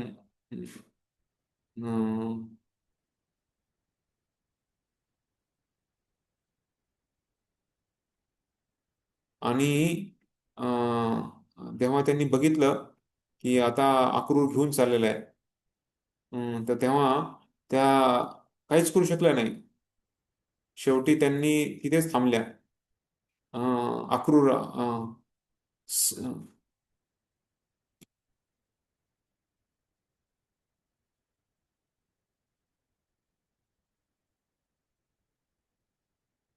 तर अक्रूर घाटापर्यंत जेव्हा अक्रूर घेऊन गेले आणि सांगितलं, अक्रूर घाटानंतर जे भगवान गेले ते द्वारका कृष्ण घेऊन गेले. वृंदावन सोडून कधीच बाहेर जात नाही. त्यामुळे जे गेले तर ते वृंदावन कृष्ण गेलेच नाही, ते द्वारका कृष्ण गेले. त्यामुळं वृंदावन कृष्ण ते वृंदावनमध्ये राहिले असं पण आचार्य सांगतात. आणि एवढंच नाही तर कृष्णाने गोपींना सांत्वना दिली आणि कारण त्या रथाबरोबरच जातच होत्या, येतच होत्या. तर त्यांनी सांगितले, तुम्ही येऊ नका, मी आवर आहे, मी येईल, मी वापस येईल. आणि त्यांना माहित होतं ऍक्च्युली वापस कृष्ण येणार नाही, पण तरी पण कृष्णाने त्यांना शाश्वती दिली की तुम्ही चिंता नका करू, तुम्ही दुःख नका करू, शोक नका करू. आणि त्यांना सांगितलं की मी नक्कीच वापस येईल. अशा प्रकारे त्यांनी त्यांचं मन पूर्ण कृष्णावर केंद्रित केलं. त्यांचं एकदम म्हणजे एका पुतळ्यासारखं एकदम हालचाल न करता इथं थांबले ते. आणि जसं पेंटिंग असतं ना, पेंटिंगला काही हालचाल नसतेच, त्याप्रमाणे थांबल्या. आणि त्यांनी जोपर्यंत त्या रथाचा झेंडा दिसतोय शेवटपर्यंत, तोपर्यंत त्या बघतच राहिल्या कृष्णाला. आणि जेव्हा ते पण दिसायला बंद झालं आणि सगळी धूळ धूळ धूळ वरती उडत होती त्या घोड्याच्या ह्यानी आणि प्लस त्या चाकाच्या ह्यानी, तर ते मग त्या धूळ धूळ बघत मग त्या गोपी त्यांच्या घरी वापस निघाल्या. तर त्यांना माहित होतं की भगवान कृष्ण येणार नाही. तर एवढ्या दुःखामध्ये त्यांनी त्यांचे दिवस आणि रात्र काढल्या, पण त्यांच्यामध्ये ते नामजप करत होते, त्यांचे भगवंताचं स्मरण करत होते, भगवंताचं गुणगान गात होते. अशा प्रकारे भगवंताच्या विरहामध्ये त्यांनी जीवन काढलं. तर हे त्यांच्याबद्दलचं गोपींबद्दलचं भाव इथे ह्याच्यामध्ये सांगितलेलं आहे. तर आपला संप्रदाय पण काय आहे, तर आपल्या संप्रदायामध्ये पण विप्रलंब भाव जास्त सांगितलेला आहे. इथे बघा खालच्या फोटोमध्ये बघतो आपण कसं गोपी बघा सोडतच नाहीये, रथाच्या मागे येतच राहिले. त्याच्यानंतर मग काही वेळानंतर मग ते सोडून जातात मग. आणि आपला आपला भाव पण विप्रलंब भाव आहे, संभोग नाहीये. तर इथे फोटोमध्ये बघा समोरच्या लीला स्मरण, त्या मग लीला स्मरणामध्ये राहायच्या 114 वर्ष लीला स्मरणामध्ये होत्या. तर कृष्णाच्या संगतीमध्ये असण्यापेक्षा भगवंताचं स्मरण, भगवंताच्या लीला स्मरण, भगवंताच्या बद्दलचं स्मरण आणि चिंतन आपल्याला जास्त भगवंताच्या जवळ घेऊन जातं. वृंदावनं परित्यज्य पादमूलम पाद एकम न गच्छति. तर जीव गोस्वामी सांगतात, आपलं जीवन आपल्याला असं जगायचं आहे या भौतिक जगामध्ये की आपण त्याग आणि तप अशा प्रकारे आपण जगायचं आहे. भगवंतासाठी प्रसन्न करण्यासाठी जीवन जगायचं आहे. आणि या भावनेमध्ये आपण भगवंताची प्राप्ती करू शकतो, भगवत धामाची प्राप्ती करू शकतो. तर इथे व्रजवासीच त्यांना जेव्हा त्यांनी बघितलं की कृष्ण पूर्ण अशा राजाच्या वेशमध्ये, तेव्हा त्यांना अजिबात आनंद नाही झाला. आणि तिथं मग त्यांना वाटलं होतं की कृष्णाने वृंदावनमध्ये यावं. आणि तिथे राधाराणींनी हा एक खूप प्रसिद्ध श्लोक आहे तो गायला. आई दीन दयाद्र नाथ हे मथुरा नाथ कदावलोक्यस हृदयम त्वद आलोकार्तम कातरम दयित भ्राम्यति किम करोमि हम. हे भगवान, हे कृष्ण, हे दयाळू कृपाळू स्वामी, हे मथुरानाथ, आम्ही तुम्हाला कधी पुन्हा दर्शन घेऊ. तुम्हाला न बघितल्यामुळे आमचं हृदय तर हे कठोर बनलेलं आहे, स्थिर नाहीये. तर त्यामुळं कृपया करून तुम्ही सांगा आम्ही काय करायला पाहिजे. असं एकदम विरहाच्या भावानं राधाराणी म्हणतायत. आणि जे वृंदावनवासी आहेत ते किती भाग्यवान आहेत त्याबद्दल शुकदेव गोस्वामी एक श्लोक लिहितात. तो पण खूप चांगला श्लोक आहे. कशा प्रकारे व्रजवासींची किती भाग्य आहे तर ते सांगण्यासाठी इथं तर शुकदेव गोस्वामी सांगतायत.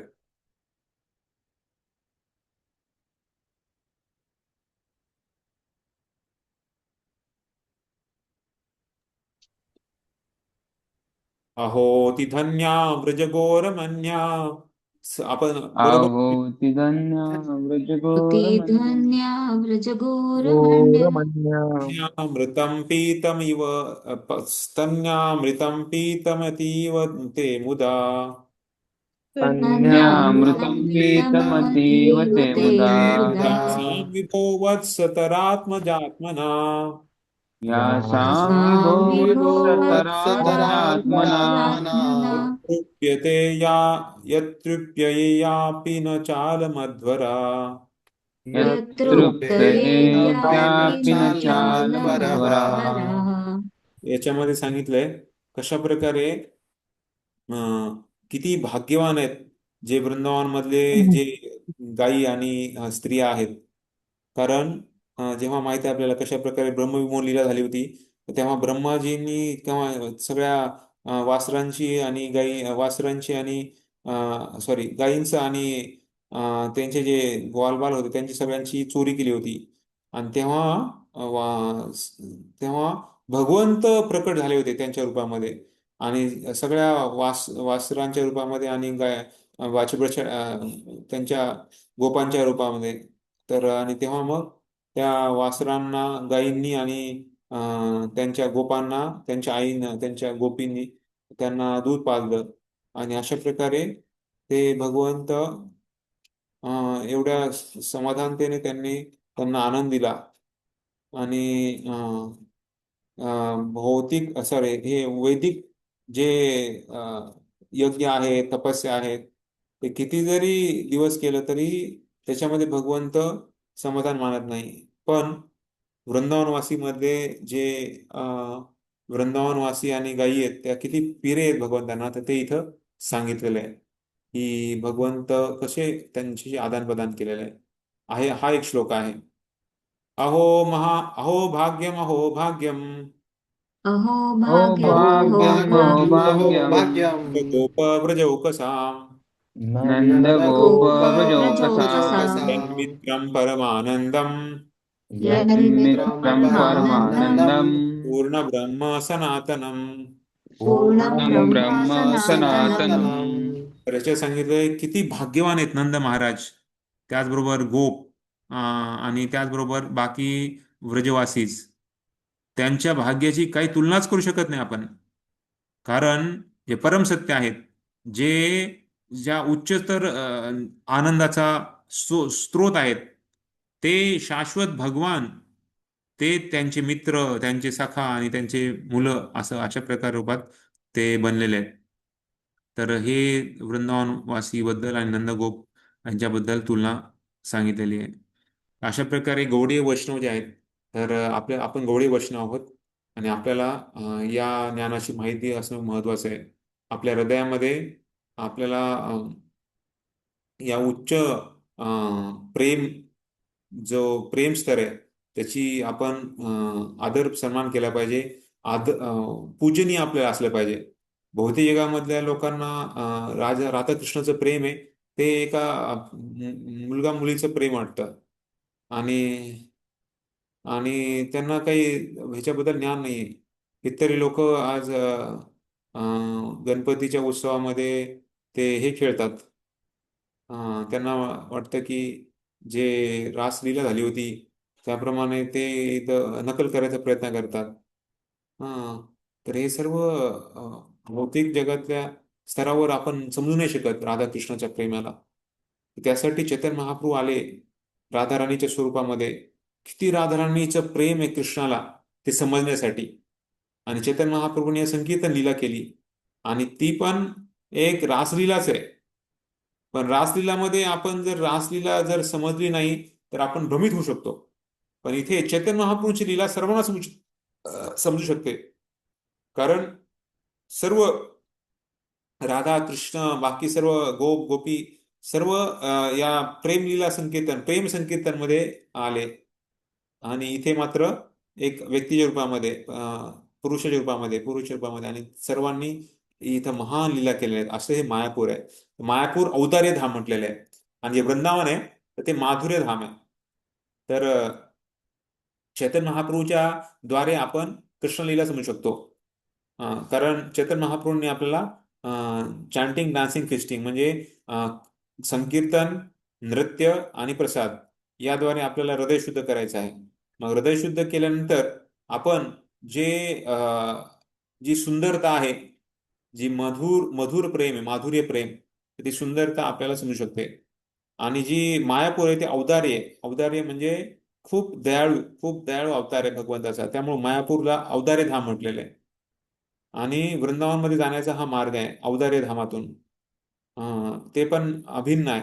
ते पण औदार्य धाम आणि माधुर्य धाम हे एकच आहे. गौरनिताईंच्या भक्तीमध्ये आपल्याला अपराध नाही मानले जातात. राधाकृष्णाची पूजामध्ये खूप अपराध होऊ शकतात, आपलं पतन पण होऊ शकतं. पण गौरनिताईचं पूजा आहे, त्यासाठी श्रील प्रभुपादांनी आपल्या भक्तांना गौरनिताईची पूजा करायला सांगितली पहिल्यांदा. त्यानंतर मग गौरनिताई आणि गौरनिताईच्या कृपेने आपण राधाकृष्णापर्यंत जाऊ शकतो. राधाकृष्ण, आपण जेव्हा मन शुद्ध नाहीये तेव्हा त्यांची पूजा आपण करू शकत नाही, आपल्याला अपराध होऊ शकतात. तर त्यासाठी सांगितलंय विप्रलंब भावामधले सेवा करणे ही खूप उच्च स्तराची सेवा आहे. गोपीच खूप महान भक्त आहेत आणि त्यामध्ये राधाराणी सर्वात महान आहे. कुणीच राधाराणी कृष्णाला समजू शकत नाही जोपर्यंत आपण चैतन्य महाप्रभूच्या द्वारे जात नाही. तर अशा प्रकारे रूप गोस्वामींनी आपल्याला शेवटी सांगत आहेत की राधाराणी ही सर्वात उच्च स्तराची भक्त आहे आणि त्यांचं जे प्रेम आहे तर ते एक म्हणजे हा जो कुंड आहे, प्रेमाचा कुंड आहे हा. तर त्यांची अश्रूने बनलेला तो कुंड आहे प्रेमाचं. ऍक्च्युली त्यांनीच म्हणजे काल आपण बघितली ती गोष्ट, म्हणून कशा प्रकारे राधाकुंडची निर्मिती झालेली आहे आणि त्यांनी ते स्नान केलेलं. तर ते त्यांचं प्रेमाचं रूप आहे ते, जे राधाकुंड त्याला म्हटलं जातं. तर जसे ज्याप्रमाणे राधाराणी कृष्णाला प्रिय आहे, तर त्याचप्रमाणे त्यांचं आंघोळ करण्याची जी कुंड आहे ते खास करून राधाकुंड आहे, तर ते तेवढंच भगवंताला प्रिय आहे. आणि सगळ्या गोपीमध्ये राधाराणी सर्वात श्रेष्ठ म्हटलेली आहे. आणि अशा प्रकारे इथे आपण बघतोय तर रूप गोस्वामी हे शेवटचं आपल्याला सांगत आहेत की अं, अं, अं, चेतन महाप्रभू हे हेच अं, प्रेम आस्वादन करण्यासाठी या चैतन्य महाप्रभू रूपामध्ये आलेले आहे. आणि त्यांनी या प्रेमाला सर्वांना पोहोचवलेलं आहे. तर अं, असा हा धडा आपण बघितला. यामध्ये आपण बघितलं कशा प्रकारे अं, अं, अं, कशा प्रकारे आपण जे उच्च स्तराचे भक्त आहेत त्यांना कसं आपण जाणलं पाहिजे. आणि अं,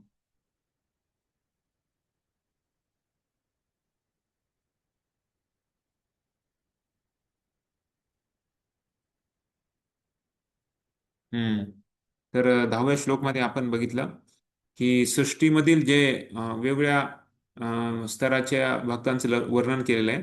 आणि शेवट म्हणजे राधाकुंडच्या तटावर जे भक्तिमय सेवा करणारे भक्त आहेत, तर या सर्व ब्रह्मांडामध्ये सर्वात भाग्यवान आहे. तर हे आहे राधाकुंडचं महत्व, कारण हे राधाकुंड हे राधाराणीपेक्षा अभिन्न आहे. आणि शेवटचा जो श्लोक आहे त्याच्यामध्ये राधाकुंडची महिमा आहे, त्याबद्दल आणखी थोडंसं आपण त्याच्यामध्ये बघणार आहे.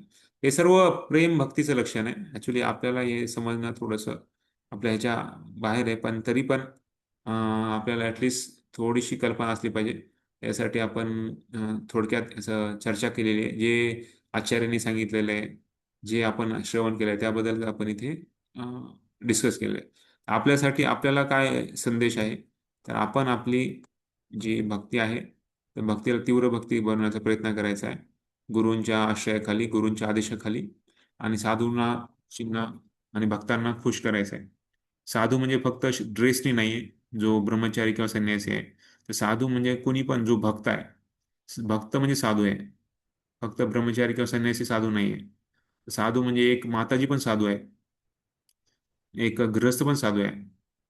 तर जो शास्त्राचं निचोड जाणतो, जरी त्याला शास्त्र वाचायचं माहीत नसेल, तरी पण जर तो शास्त्राचं पालन करून शास्त्राचं निचोड जाणतोय, तर तो सगळ्यात मोठा साधू आहे. त्यामुळं आपल्याला या महान भक्तांच्या चरणावर नमन करायचं आहे. आणि त्यांनी जे काही केलंय ते आपल्याला, तर आपण त्यांचं नकल करू शकत नाही, पण ॲटलिस्ट आपल्याला एक पाऊल आपण पुढे आपल्या जीवनामध्ये उचलू शकतो आणि भगवंताच्या जवळ जाण्याचा प्रयत्न करू शकतो. हरे कृष्ण. पुन्हा काही प्रश्न आहे का? हरे कृष्ण. परिणाम. हरे कृष्ण. प्रभूजी, मला एक होतं की हे जे कर्म आहे, कर्म म्हणजे जन्म घेतला तर आपल्याला कर्म हे करावंच लागतं.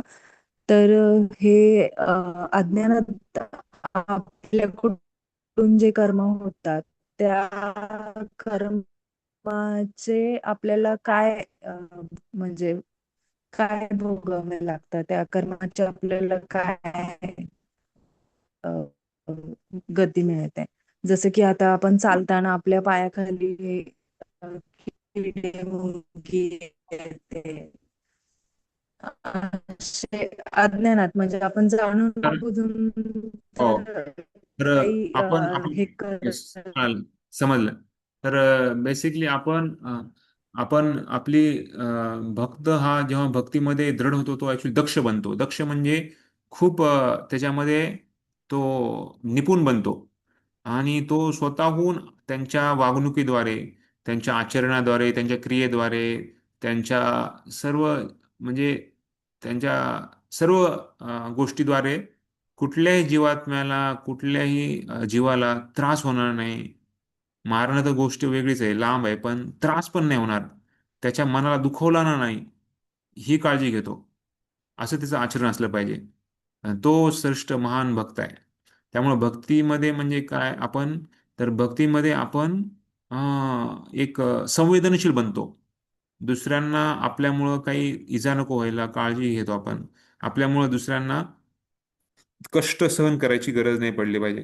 तर हे भक्तीचं लक्षण आहे.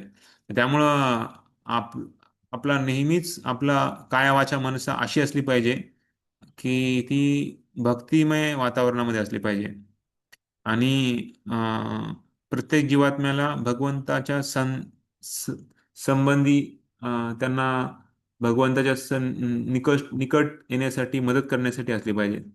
त्यामुळे जाणून बुजून आपण काही केलं नाही पाहिजे. नाहीतर बराच त्यामुळे सांगितलं अपराध की एक एक ठिकाणी आपण जप करतो आणि दुसऱ्या ठिकाणी आपण पाप नाही करतो आणि वाटतं की मग पाप केल्यानं सगळ्या पापाची मुक्ती होईल. तर हे नको आहे. हे ख्रिश्चन लोक जे आहेत तर ते त्याच्या समाजात तसं करतात. 6 दिवस ते पूर्ण अपराध करतात.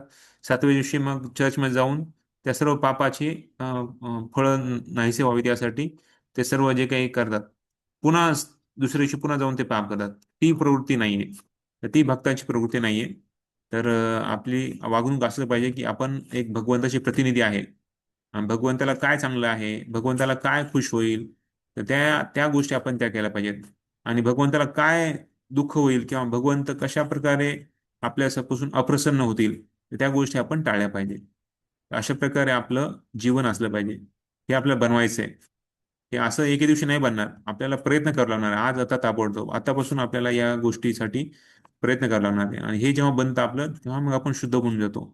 मग शुद्ध भक्ताचं नेहमीच वागणं सगळ्यांना प्रसन्न देणार आहे, सगळ्यांना खुश करणार आहे आणि सगळ्यांना त्याच्यातून आध्यात्मिक लाभ होणार आहे. आपल्या सर्वांना शुद्ध भक्त बनण्यासाठी प्रभुपादांनी सांगितलेलं आहे. हरे कृष्ण. हरे कृष्ण. थँक्यू प्रभूजी. पण प्रभूजी, आता ज्यावेळेस आपण श्वास घेतो किंवा सपोज आपण चालताना अगणित असे छोटे-छोटे कीटक असतात जे आपल्याला डोळ्यांना दिसत नाहीत आणि ते सपोज पायाखाली येऊन आपल्याकडून ते मारले जातात. मग त्या केसमध्ये तेच मी म्हणतोय काय की होईल? त्यांनी सांगितलं सर्व धर्मान परित्यज्य मामेकम शरणं व्रज अहम त्वाम सर्व पापेभ्यो मोक्षयिष्यामि मा शुचः. तर जे भक्तीमध्ये येतात तर त्याचे जे कर्म आहेत, तर ते जे नकळत कुणाकडून काही झालं असेल, तर ते भगवंत त्याचं फळ त्याला देत नाही. भगवंत म्हणतात मी मुक्ती करतो त्यांना. तर त्यामुळं आपल्याकडून पण जे काही होत आहेत, तर ते जाणून बुजून काही केलं नाही पाहिजे. अनजाणतेने जर आपल्याकडून काही झालं कधी तर ठीक आहे. त्या गोष्टीला आपण टाळू शकत नाही. पण जेवढं आपण संवेदनशील बनू तेवढं आपल्याकडून जाणून बुजून काही होणार नाही. आणि अजाणतेपणे आपल्याला काही क्रिया होत आहेत आपल्याकडून, तर त्याला आता जसं बॅक्टेरिया आहेत, इथं बॅक्टेरिया आहेत, ते आता शर्ट घालताना काढताना बॅक्टेरिया मरत आहेत. त्या गोष्टी आता आपण जेवढ्या टाळता येणार नाही तेवढ्या आपण म्हणजे जेवढ्या टाळू शकतो आपण तेवढ्या टाळायच्या. ज्या गोष्टीद्वारे नाही आपल्याकडून होत त्या गोष्टीचं आपण पण आपली मग भक्ती तशी असली पाहिजे की ज्याद्वारे भक्तीद्वारे भगवंत आपल्याला त्याच्याद्वारे आपल्याला सगळं त्याचं म्हणजे सर्व धर्मासारखी आपण भक्ती करायची आहे. पूर्ण आपल्याला शरणागत होऊन भक्ती करायची आहे. तरच ते त्याच्यातून आपल्याला काही होणार नाही. नाहीतर प्रत्येक कर्माला आपल्याला फळ भोगावं लागणार आहे, चांगली किंवा वाईट. त्या कर्म बंधनातून आपल्याला मुक्त व्हायचे आणि असे कर्म बनायचे की ते अकर्म बनले पाहिजे. म्हणजे भगवत धामात जाण्यासाठी आपण पूर्णपणे योग्यवान होऊ. Yes Prabhuji. Thank you very much Prabhuji. हरे कृष्ण. आता एक शेवटचा श्लोक राहिलेला आहे आणि मी सांगितलं होतं की काही रिव्हिजन घ्यायचे, पण आता आज रिव्हिजन नाही घ्यायला वेळ. पुढच्या आठवड्यामध्ये पहिले रिव्हिजन घेणार आहे. त्यामुळे सर्वांना वेळ आहे आता 6 दिवस. वाचून या. पुढच्या शनिवारी आपण रिव्हिजन घेऊया आणि शेवटचा श्लोक आपला संपेल शनिवारीच. आणि त्यानंतर मग बाकी आपले परीक्षा आणि बाकी श्लोकची टेस्ट वगैरे होईल. ठीक आहे. हरे कृष्ण. एक्झाम आफ्टर जन्माष्टमी दोन का प्रश्न त्याच्या दिलेले आधीच होईल प्रभूजी? 2 प्रश्न दिलेले आहेत ऑलरेडी तुम्हाला. तर त्या त्या तुम्हाला 2 प्रश्नाचं उत्तर काढलं असेल, तुम्ही शोधला असेल किंवा प्रश्न पण वेळ पण दिला होता आपल्याला सोडवण्यासाठी. तर मला अशा अपेक्षा आहे, नसेल तर तुम्ही करा ते, कारण ऑलरेडी आपण खूप वेळ दिला आहे सगळ्यासाठी. आणि ती दुसरी परीक्षा आहे तर ती त्यासाठी तुम्हाला आणखी एक आठवडा दिला जाईल. त्यामुळे तुम्हाला म्हणतो आतापासून अभ्यास चालू करा, म्हणजे पुढच्या आठवड्यात आपण रिव्हिजन करूया, त्याच्या पुढच्या ओके. आठवड्यात क्लोज बुक टेस्ट. परीक्षा होईल. हा, ओके. हरे कृष्ण. जन्माष्टमीच्या अगोदरच हा, नंतर होईल. जन्माष्टमीच्या अगोदर का? नाही, नंतर ना, नंतर होईल. नंतर ना प्रोजी. हा प्रभू नंतर, कारण 4 तारखेला जन्माष्टमी आहे. हा. ते नंतरच 2-3 आठवडे आहेत असं. हम्म. प्रभूजी, मला एक प्रश्न होता की म्हणजे आपलं अकर्म आणि दिव्य कर्म एकच आहे का वेगवेगळे? हा, एकच आहे. एकच. अकर्म म्हणजे ज्या कर्माला काही फळ भोगणार नाही, आणि भक्तीच ती अशी आहे ती अकर्म आहे. बाकी कुठलेही कर्म आहे ना त्याला आपल्याला फळ भोगू लागतं. जसं मी आता सांगितलं ना, लोक खूप मोठे यज्ञ करतात, पण यज्ञ आहुती देण्याचा उद्देश आहे की स्वर्गात जायचंय, भोग करायचंय.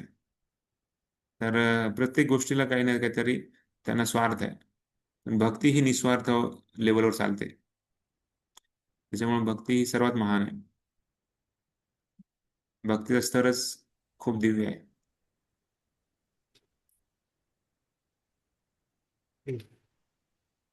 जय श्री रूप गोस्वामी पाद की जय, जय. की जय, श्री प्रभुपाद की जय जय. हरे जय. कृष्ण कृष्ण कृष्ण हरे कृष्ण कृष्ण हरे हरे, हरे राम हरे राम, राम राम हरे हरे राम. राम हरे राम राम राम हरे हरे.